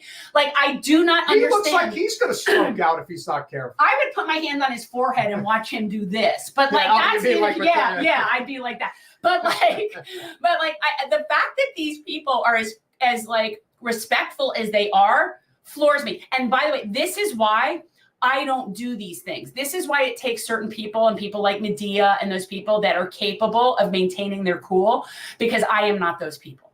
So I could not have this job. I could not be the agitator. I could not be standing up in a room and yelling, because it will end up going to a very bad place. And I know that. Like, I know someone will open up a mouth to me and I will go up to them like I'm doing a squishy face. My kids will go, don't do the squishy face. But the thing is, like, I don't know how these people tolerate being spoken to this way by this lunatic. No, but it actually makes them look even worse. Like, I would love Nancy Pelosi to do this to me. Yeah. Go do that to me. Israel will be secure forever. Okay. God bless Israel forever. Thank you. Everyone like Palestine on Mention earth. God again. God bless Israel forever. Oh, God bless Israel forever. And as I said, your check is in the mail, What sir, an and animal. it's going to be big. No matter how, And the Palestinians every are time you animals. every time you say, God bless Israel forever, another check comes. I think that's how it works. God bless Israel forever. It's not. Because it was ordained by God, And that's where I walk away from the conversation. Again, if you reference your higher power or your biblical text, we're not having a discussion. Now you're talking about mythical sky beings, and I just can't get into it with you. I got news for you. You don't like my music. Democrats do too. Yeah. They absolutely don't play that shit. Don't even Let me tell you something about and as somebody who grew up, again, I was raised by Democrats. I was raised in a secular Jewish household. And yet, overwhelmingly, in our society, and again, this wasn't just by my parents. In fact, my parents are kind of like hippies, but it was in the community. It was at the JCC. It was at everything. We had bar mitzvahs every weekend. We were all it was just what it was. And we were taught not always in the same words, not always in the same phrasing. Palestine wasn't a real place. Palestinians wasn't real. Arabs were stupid and dirty and hated us and wanted to kill us. That is what we are taught. So when he says no Palestine, that makes sense to a lot of those people because we were taught that wasn't real, that there was nothing there until the Jews came and made it bloom. That is what we're taught. It's absurd, I know. And then I think about really great footage from the 1920s and 1930s about how flourishing Palestine. Oh my God, it so was. And of course, the Jews went in, the Zionists, I shouldn't say the Jews, the Zionists went in and destroyed everything that was beautiful, which is why they have to spend so much time planting trees, because they killed all the trees when they were killing all the people that lived there. So it's just, we are taught this.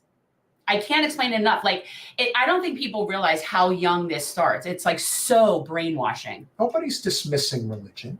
I don't dismiss it. I believe in the separation of church and state. No, I do. I am not a fan.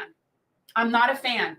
I'm not a fan of organized religion. I'm not a fan of it. And in all seriousness, even if somebody is a very religious person, I have no issue with that. It's when they feel the need to share that to proselytize to others. I highly doubt that's even going to be possible, Johnny. I think that you will see an extreme. Should? Yes. Oh, I think these people should be disrupting everything, but there's no way they won't be able to get in. There's no way for those people to get in there. See, that's the kind of thing. See, Debbie will be there because nobody could come in. But yeah, no, they won't be able to do that. That would be glorious, though, wouldn't it? I'm not a good agitator, guys. I'm going to end up having to lay somebody out on the floor, and I don't want to. I don't want to feel violent. Listen, I just want to come on here and let everybody know. Peaceful that person. The state of Israel is going to continue to exist. Can you go? I'm going to just be speaking. I don't even think you're going to be able to stay awake past your bedtime. I'm going to try the best I can, man. Yeah. But I'm really tired already. Maybe I'll take a cat. You look tired. I am tired. Looks like your eyelids were glued open. That's maybe what you should try. Just try, maybe put a little tape. It's so disgusting. It's like an aphrodisiac. You're going to, I have to pick up my child. Just need a little hair. You know, you like kids. So the last thing we'll do before we go. I don't really have time though, dude. I really have to go pick up print. So we want you guys to see how this is going to continue to go. Joe Manchin got his comeuppance the other day. And his is more to do, obviously, with the environmental destruction that he has laid on people. You've sold our futures and you've gotten rich doing it. You sick fuck. How dare you? You've sold our futures. You didn't like me. I'm not going to sit down. You've received more funding. Manchin was going to get it, right? You made millions out of your position. You drive a Maserati. Valley Pipeline goes right through West Virginia, which are your constituents. These people came here. Support this pipeline? The pipeline they should support because it has energy going to. Not your futures, not your profits. The Mountain Valley Pipeline will eventually be one of the many pipelines that will eventually get to everybody. Say for yourself. We'll get back on track here, guys. Protect our futures, not your profits. Protect our futures, not your profits. Protect our futures, not your profits. Can't say enough good about the work that they do. Obviously, this live stream has went longer than we would have expected. Yeah, and I actually have to go pick up child number 2, and I was late yesterday, and he gave me an earful. So make sure that you smash the like button. Make sure that you subscribe. Make sure that you click the bell so that way you know when we are going live. Because sometimes we don't even know when we're going live. And if you would be so, could you? No, I'll do it. Okay. Make sure you click the QR code if you would like to contribute. And guys, this is our temporary ActBlue landing page for you guys to help and be part of the campaign. Monthly donors, small monthly donors are my fave. But I will say that for people who are interested in contributing but do not like ActBlue, I hear you. You are my people. Within the next couple of weeks, we will have our full website up and running, and you will be able to donate without going through ActBlue. So this is just a temporary situation, but obviously the more help we get sooner, the less time I'm dialing for dollars, and the more we could be out there campaigning. It's that simple. Unfortunately, it takes money to get votes. Look, people, I wish we had 3-month election cycles and publicly financed elections. This is absurd to me that I'm having to do this. Wow. Like, I honestly feel like it's just so ridiculous that it has to be this way. I need a haircut. Oh, for God's sake. I have to go pick up child number 2. And now I'm getting distracted. Make sure that you contribute. Anything you can is tremendously appreciated. Smash that What do we like have on share, Monday? Subscribe. We have CanCon. You guys are going to meet one of my conservative friends on Monday. Local conservative. Local. When I met him, was wearing an assault rifle T-shirt. Oh yeah, the American flag blazoned in with assault rifles. Yeah, this will be an interesting conversation that you guys Because the truth is I can get along with everybody, man. I don't need to be fighting with teams. I don't have it in me. I can't remember who's on what team. I honestly, people. Hope you guys are ready for the ride. It's going to be fun. It's going to be bumpy, but it's going to be productive, and I think we'll get a lot done. We're very happy to have you all here. We are not going to have the time to name everybody today. No, and I'm kind of happy though, guys. No offense. If you join on Patreon, you can communicate with me, and then I will definitely know all your names. And thankfully, you will have that option. You will have an option to contribute to Jen without having to worry about Act Blue. It's going to happen. It's going to happen soon. I would say like within 10 days, we'll be able to have everything up and running so that you will have other donation options. Metal. I know. Go back to sleep. No, and you're right, and you're right, and you're right. And I do understand that. And sometimes it is very hard for me as I'm sitting here looking at one of my idols, who is Christopher Hitchens, on a poster on the wall that wrote a book called God Is Not Great. So it is hard for me. I do agree. But you're right. You're right. Touche, Metal. Just respect what people believe, but don't enforce your beliefs. I just don't want to hear it. And I don't want it brought into policy discussion. Separation of church and state. Correct. We'll see you Monday.